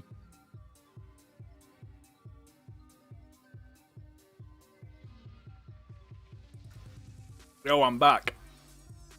Welcome back. I need to eat, man. Well, I could say eat. I was drinking I heard the smoothie drinker signs. I should really get sponsored by these guys. I drink them on my stream all the time. It's Huel. It's really good. It's like a balanced meal. So it's not like a protein shake. It's got carbohydrates, vitamins, everything in it.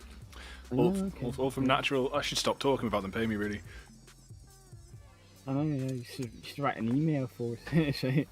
I might, but going down to 2 days a week, I'm not sure if we're going to have the view hours they'll be looking for a sponsorship deal.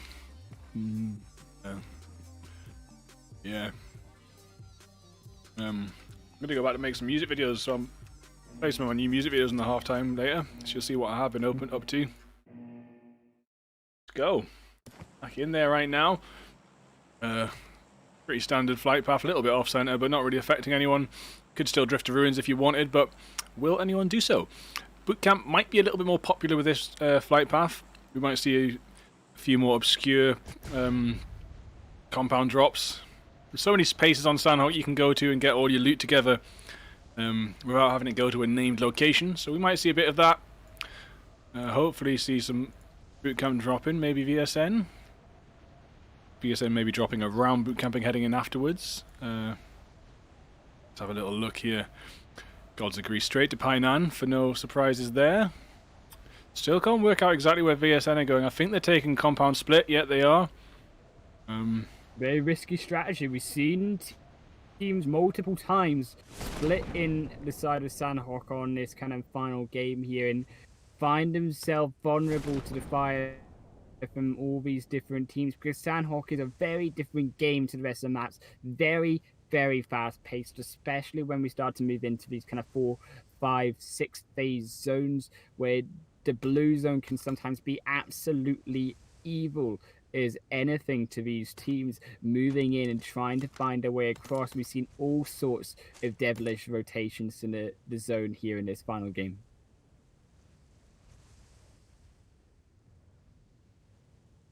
These teams just serious. dropping in. No, they're not just dropping in. They're just serious render problems. They dropped in about a minute ago.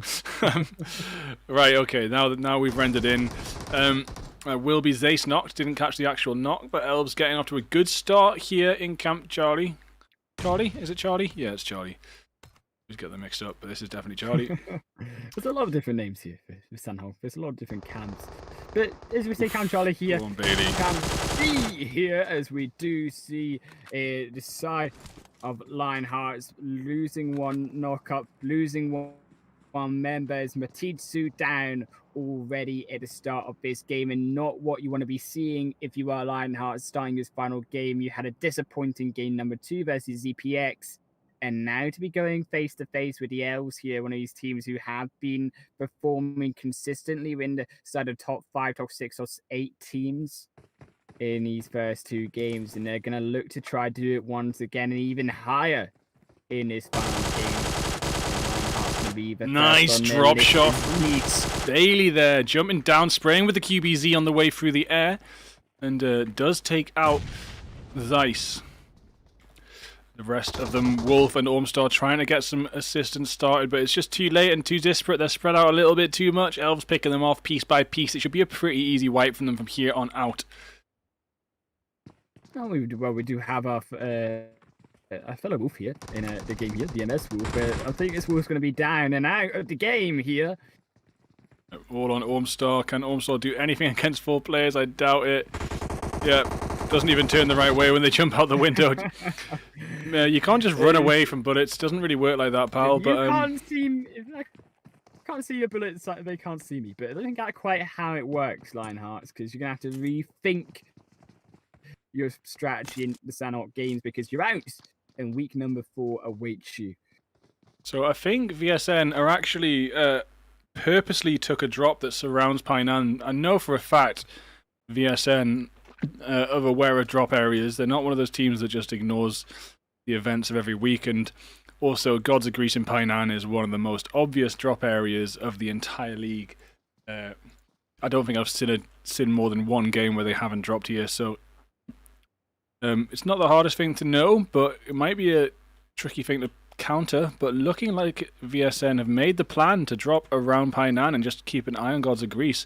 VSN, V-Man, and Killer are taking 2 different angles around it right now. This should be really interesting to see. This is the sort of high-tier gameplay we're looking for, is a sort of research into teams' drop zones, counteracting those, counter-tactics, and of course, snaking when it's necessary. And of course, snaking, yes, exactly. I do love a good bit of snaking in the grass. I mean, what would PUBG would be without the vicious cobras and the pythons and all the rattlesnakes inside the grass, you know? We call them players sometimes. Better players if they kill you in that moment, at least. But if you're the one that dies, they do go by the name of Snake. And Sanhok is actually a tricky map for that, especially in TPP. Not so much in FPP. There is less in a. Oh my god! Here comes a gun glitch again. What is? That's the new one. That is a new glitch. There's another update today. There's an update this week, I think. And that was another new glitch. Every new update brings me a new graphical glitch. I love it. It's so exciting. Here we go, actually. We do have level 1 here. Moving in from the backside of Gods of Greece here. And this is where Painan becomes a little bit bad drop to go into here. If you are taken down by 2 different teams here from 2 different sides, Painan, with only that one bridge across between the 2 different sides of the compound, makes you so vulnerable to teams here. SAS getting a kill on the feed versus the side of AMZ. It's knock for knock. It's knock for knock right now, and Psycho stood up and healed.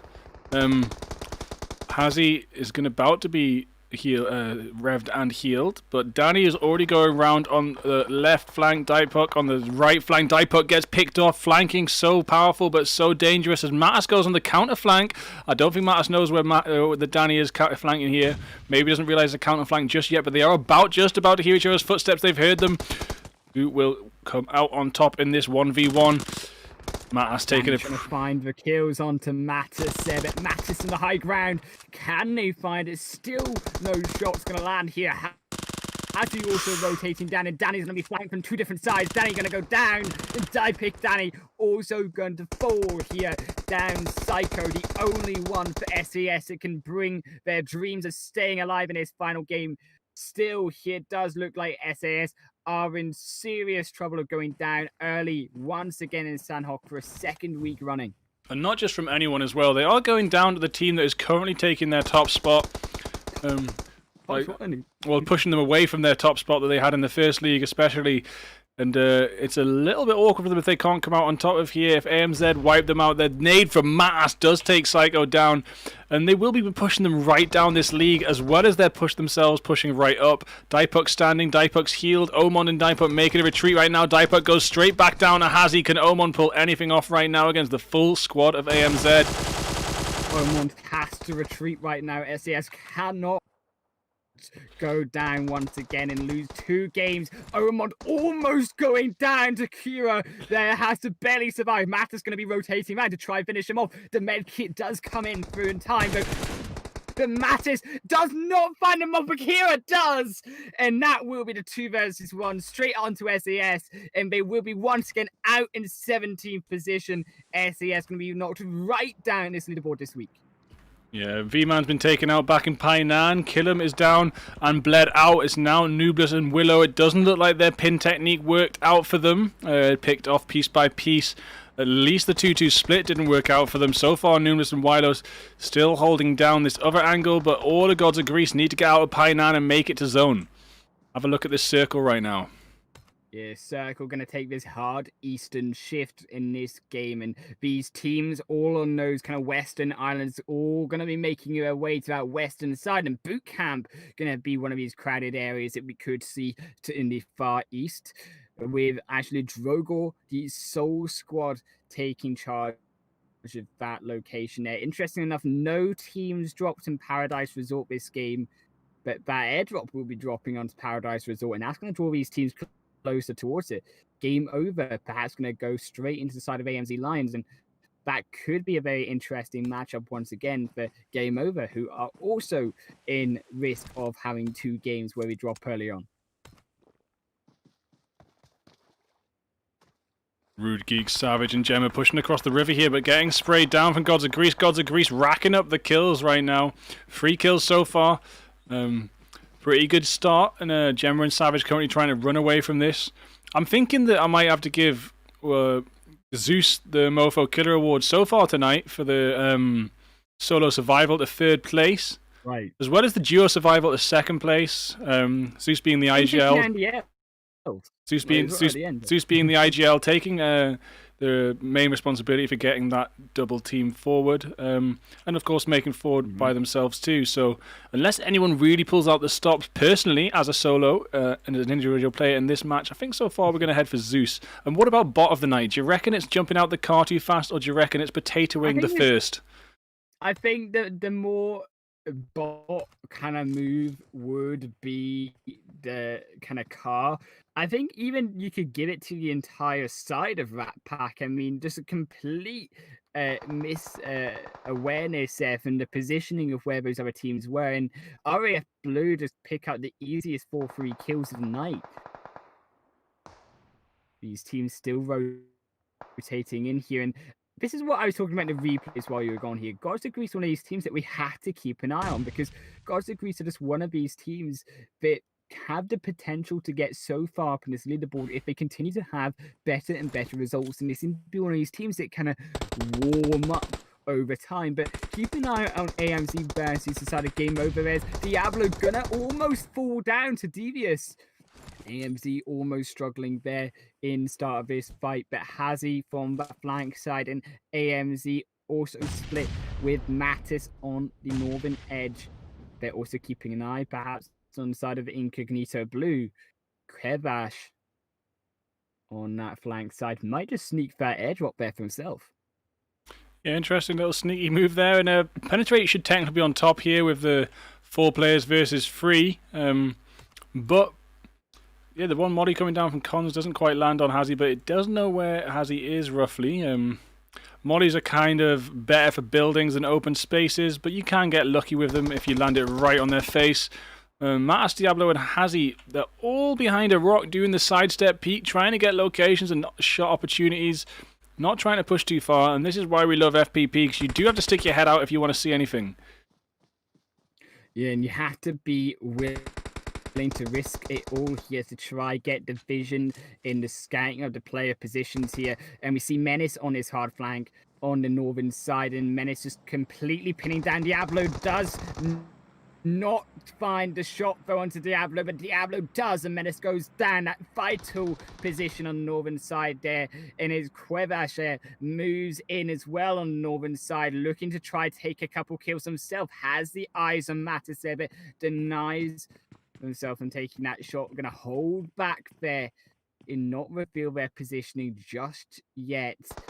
These 3 teams all on the edge of the zone. Interestingly enough, they do have to make their way down into that play area.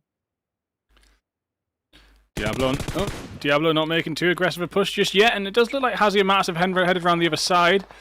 Devious does go down, will be finished off there. Oh, no, not finished off, will be knocked by Matis. No, they're finished off by Hazy. Tarzan and Cons possibly taking a retreat right now to get out of this situation alive. AMC here. They do lose Matis to jump into the rock. Not going to be enough. And Cons has to try take down Hazy right now. Has to keep an eye on their teammates there. Menace will likely fall down if it cannot be revived in time. The rotation still needs to come out for their teammate here, but Hazy versus Cons. Cons turning it back onto Hazy, though, could be a big mistake here. And these two teams equal right now. Hazy trying to jump shot onto Cons there. The first coming out. Hazy going down to about half the health as Cons now puts himself into the blue zone, goes down inside that blue area, and it does look like game over will be wiped out. AMZ will take their second squad wipe of the game, up to 8 kills already, but close in a good fight from game over. Currently moving over to Zed Paradox's fight as they're on the higher ground here. Above is the salty potatoes, and they've already got a lot of damage dealt and a couple knocks in. Outside of zone, they want to kind of finish this off as soon as possible and get moving. Venom maybe not going to stand back up now, and that will be Nush finishing that off right there, as they can make a move into zone 3. Probably time to get Ant-Man back up, but Nish and Imit should maybe go and clear the way towards it. Make sure it's clean. Penetrate Gunners looking with a pretty comfortable position in center zone again. They're really doing that center zone tactic ever since that game at the end of Season 1, where they took that center building in a wrangle. It worked out so well for them. It looks like they've started to adopt this as much as possible, and it really does work out. As long as you don't get crashed and overtaken by an absolutely insane team, center zoning is a very good tactic, and it's also why being an insanely aggressive team can also work really well for you, because you can counteract that tactic and stop those teams accruing the points every game. On the south side, we do have these teams kind of rotating onto the edge, and that zone going to close in straight into the center of Gunners once again. Now we're on phase 4, and now as we start to see Sanhok really ramp up 13 teams alive at 15 minutes here.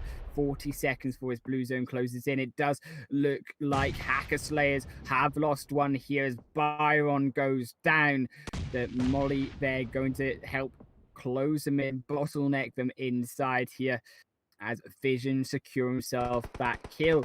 Vision also need to make their way up into this zone here. They are between a number of teams and can easily be sandwiched themselves. Oof. It's going to be about these teams rushing into the positioning here to snipe though from the edge and the other side.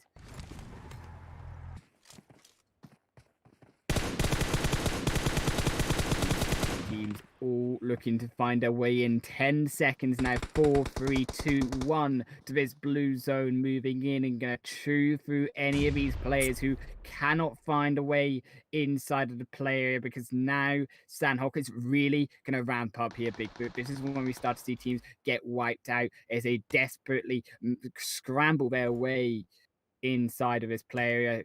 Gods of Greece trying to find the long shots from Kratos onto Vision I see on my screen, but right now we're focused right on top of the side of RPG. The OGs looking like they're struggling against RAF Blues. They do lose one, a second to the zone. They're going to be wiped out, in mind you. There is RAF Blues secure himself to 3 kills, moving in from the east side into this zone. Yeah, and you say they get pushed in, and look where they get pushed in towards. They get pushed in towards Penetrate Gunners, already holding down the center, trying to get the second chicken dinner of the night, and pull themselves up from, I think it was around 8th place, up into that top spot. Could be possible for them if they can run it like they did last time. They did also get an airdrop, and maybe it was an MK14 in there. Don't know exactly what it was. I'll try and have a little look at their team right now and see what they're holding. Yeah, it'll be interesting. M4, my god, yeah. They're all just running M4s. Oh, M4s, yeah. Right, but what about, oh, and the giant M4 comes out. Oh, look at that, that's my M4. That's what I'm talking about. Okay, it's gone. That's taking up half the zone, that has. No, I'm just trying to have a look at the backs, you see. Oh, Grozza. Right, I think it might have been a Grozza. Benji's got a Grozza. Tabernac is taken down by Imich, though. Bad start to this center zoning.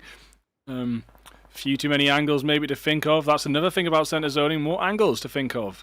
When you're on the edge, you've got 180 degrees. That isn't really a problem. When you're in the middle, you've got 360 degrees. That is a problem. Down on the southern side, then we've got 4 teams right now vying for this kind of south end of the zone. ZPX are struggling, though, however, on the northern side as well, versus the side of this Pen Gunners squad, who are just going to first for these kills, first for these points onto ZPX. But ZPX at one of these teams, if they can just find a way onto Benji, they do, with the duo they're gonna first them down, and now comes the revive onto Image, but not before Lenti King with a bit over position there, has been also knocked up, and ZPX down to just Nish. Yeah, they made a really good start on that push, but Penn managed to turn the tides pretty well. Ant-Man had an excellent flank to start with, but Tabernac and Vish, the last one alive, going to have to make this move to zone as it does start ticking. The clock is down to 3 seconds. It's zone 5. It's going to be a little bit painful, and they're already on the back foot, so getting there first could really give them the switch on Zed Paradox, especially if the zone eats away at some of their health first. AMZ on the back foot here, behind all these squads, looking for the kills themselves, and now Pen Gunners are vulnerable to the side of Diablo right now, who's moving in for AMD, scouting out onto Tabernac Bed, going to take them down with the help of Fish, also going to find out return onto Diablo. And now it goes 1-for-1. ZPX still barely hanging on the edge of this fight, mind you, as well. This side of Incognito Blue also alive. On the western side, we see this side of Drogor as well, versus the side of Gods Agrees Tartarus. They're playing out on that kill feed as well. All of these teams fighting right now for these positions inside the zone. None of these teams in a good position inside the zone at all. This kill feed is flying with kills as we now go down to 20 players, 8 teams alive. Yeah, and Zed Paradox actually really helped help penetrate Gunners out there by getting the extra knock on Diablo. Spine penetrate Gunners some time to get the rev in, but as Tabernac was on the rev from Vish there, Zed Paradox, Lenti King did sneak up on that and finish them off so smoothly. So it actually worked out for them. By helping Pen Gunners, they secured themselves the Pen Gunner kills themselves, but can they finish off Matas and Diablo? Matas and Diablo going to be these 2 AMZ players that are looking to secure themselves another big bounty of points here in game number 3. But ZPX, one of these uprising teams, also looking for the top of his leaderboard here surely as well. And Nish and Lenti King can try to do this against Matas and Diablo, but Lenti King has been knocked down all onto Nish's 2 versus 1 in such an open zone uphill battle versus AMZ. Can they find the angle? They're trying to poke their head out either way onto Matas here, but do get knocked down by Diablo from the flank, and that will be ZPX down to the 7th position, and 6 teams remaining, 10 players alive in this final phase 6 zone. Yeah, Matas was on some mad Uzi leans there, really just trying to get that push and pre-fire the push wherever it came from. Meanwhile, VSN did a great knockdown on Gods of Greece, keeping them on the edge of zone. Ajax now trying to heal up inside the sniper tower. Not even sure if Willow can make it in right now as Matas heads up, circling around the zone clockwise, trying to get some knocks here on RAF Blue. Have so close, Folord pretty close too. Nades coming out from them up to this rock. Matas might pull back a little bit and take a different angle of approach, realizing that that's a little bit congested there. In just AMZ struggling right now, and a team that we've seen rotations come out very well for this squad, but struggling as we see on this blue zone versus between the side of Kvevash, but we have eliminated Kvevash from the fight there. Gods of Greece take down another team here, down to 3. AMZ versus RAF Blue versus Gods of Greece here. Gods of Greece looking with Ajax here, not Zeus, for these final kills. 7 kills so far to Gods of Greece in this building. AMZ do control the center of this zone. Ajax actually made out of that sniper tower. I did think Ajax might have just been healing their way to death, but Ajax managed to get out of that sniper tower, make it into the zone. Could actually come out with another Zeus-like solo victory unless Diablo keeps Ajax completely pinned, which is going to be the case. But Diablo actually gets taken down from Folord from behind. If Ajax doesn't get eaten by the zone, which he did just happen to get eaten by the zone there, it's all on Martis now. But Martis is about to go down, and that will be incognito. So, yeah, RAF Blue out on top. Wow. Yeah, 12 kills. Blue. Yeah, that's going to be 32 points going over to RAF Blue. But keep in mind the amount of kills still going toward AMC with those, 8, 9, 10, 11 with the kind of 14 points, is it? Let me have a look here. So we got 11, 8, quick math here, 8, 9, 10, 11 kills. Then we've also got second place. So yeah, that's going to be 14 points. So 25 points going on top of 145 is going to bring up to 170 points here in total at the end of game number 3 in total. And they are going to be, without a doubt, that top place team inside of the end of week 3. And it's going to be all on these teams to catch up to AMZ from what has just been a mammoth lead between game 2 with the 42 points in that game and the 25 in game 3 going over to them. I'm gonna put the bot to the vote in the chat now, because me and you are in big disagreement about it. I think the potato in the first was the huge bot maneuver, but we'll also have jumping out of a car, and see what the people say. Going to put these reactions on and we'll get the vote going. But yeah, I'm thinking Zeus for the killer award. What do you reckon there? I think Zeus would be a good killer award here for game number 2 there on a wrangle. Did very well to actually 1v1 Droga there, pin him down behind the zone and use to advantage the other teams to take down the side of level 1 at the end of or should I say RF Blue actually at the end of that second game, and secure himself more kills before going down in third position and securing himself those 12 points that they wanted to. And I think kind of what Gods of Greece now needs to look into moving into game number 4 is they need to use what we've learned with their rotations and their positioning in week number 3, which I think has been very good so far. And they need to kind of make sure that they're keeping their teams alive and sustaining and staying close together to revive their teammates when they do go down. Because time and time again, the kind of Achilles heel for Gods of Greece has been walking into these zones with only 1 or 2 members at the end of the game. Yeah, didn't seem to affect them too bad in game 1. They managed to handle it to second place, but of course it can be pretty tricky in most situations. And they did okay. I'm really interested to see the leaderboard because they did get some good positional points considering they were taken out. Like, I want to see their total points and just compare them with the fact that they had some pretty low team count, low player count games. Yeah, and I'll tell you what, another team with low player count has been, but still putting out the work, is actually Incognito Blue. They have been surviving every single game, despite the fact they only had 2 players every game. So I'm very unfortunate for Incognito Blue, who were going into week 3 in third position there. With this 4 points, as we say, behind first place. SAS, who were in first place going into week number 3, have had such a disappointing kind of week 2 and week 3, I think, generally. I think falling down so early in game number 3 in week 2, and then falling down so early in game number 2 on Wrangle and in game number 3 on Sanhok for the second week running is really affected SAS. Between those 6 games, 50% of their 6 games in the last 2 weeks have been them being eliminated in last place or second to last. Yeah, it's an absolute nightmare. They need to maybe take a completely different approach with maybe really obscure drop zones and edging possibly.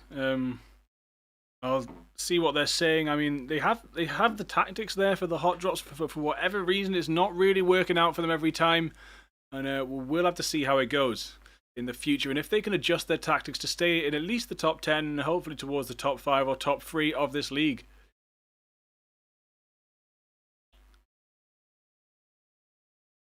I think what they need to do is they need to actually work on staying relevant, even to an extent, versus all these teams coming up. In week 3, we've seen not only the Gunners squad come into fruition here, but we've also seen the sides of Gods of Greece, as we've mentioned, with Zeus's Mofo Killer. But also keep in mind, we've also seen the side of ZPX, another team that unfortunately they have had a little bit of a disappointing game number 1. Katie wasn't able to quite find that second kill onto Curry there with the low health without the med kits in Miramar. But in game number 2, in game number 3, I think they have really pulled out the stops. They've improved a lot more from going through in week number 2. They seem to be getting more kills. They seem to be making it later into these games, and they really do seem to be improving in a team that is taking on board the criticism that is coming through between week 2, week 3, that constructive criticism that they're needing to listen to. Yeah, not necessarily listen to us, but listen to themselves, probably talking amongst themselves, and it's coming up with similar conclusions. Maybe other members in the clan, for example. And these streams do get uploaded to YouTube, so they can check them out and see what went wrong. For example, the VSN push. Willow cooking a grenade in possible close quarters. Wasn't necessarily close quarters, he didn't know it, but it was possible close quarters. And had Willow had a gun out with that scout, could have probably outshot, I think it was Murdoch. And the nade took Murdoch down at just a couple health, and that's when Murdoch did the so-called snaking, which doesn't have much of a choice on that health. We've been through this a few times already. And actually managed to get another kill too. But had Willow had a gun out at that point, it could have gone that entire push could have gone the opposite direction. I don't think cooking nades when there might be someone around you is a good idea. Yeah, nades I think are more for long range for beginning the fight. So if you need to finish off players trying to revive their teammates in bad positions, or if you're trying to suss out perhaps a kill inside of a smoke screen. But I think, as you say, cooking grenade right around the corner, you do not know, especially the fact that you hadn't checked if there was anyone behind that corner properly before moving through that door. They just were not aware and taken complete surprised by the side of Penn Gunners. But keep in mind at the very beginning of that fight in game number 2, Penn Gunners also with this were able, as I mentioned in the replay, to get themselves down behind that building without being first down on top of that roof by the side of Vision. And I think the Gunners squad in the positioning, and especially with Tatra, so I can't remember the name. Apologies there. But if I can quite remember the name, I will find it. But they have been just phenomenal, I think, Vision generally. Yeah, definitely, man. So you're gonna wrap that up. I'm gonna get a couple. I need to just do a quick video edit, and then I'm gonna head off to bed and get an early day tomorrow. So I'm gonna log off right now. Thanks for coming back to YouTube with us, and we'll see you tomorrow night for the PMCO scrims, the Zenith Pro EU scrims, and. It will be Sons of Odin Death Race late at night. So cheers for being with us. Thanks for tuning in, and thanks to Highland support for the wolf. It's definitely definitely to move on from right. I definitely need to go to bed. Thanks to Highland Wolf for support. Good night.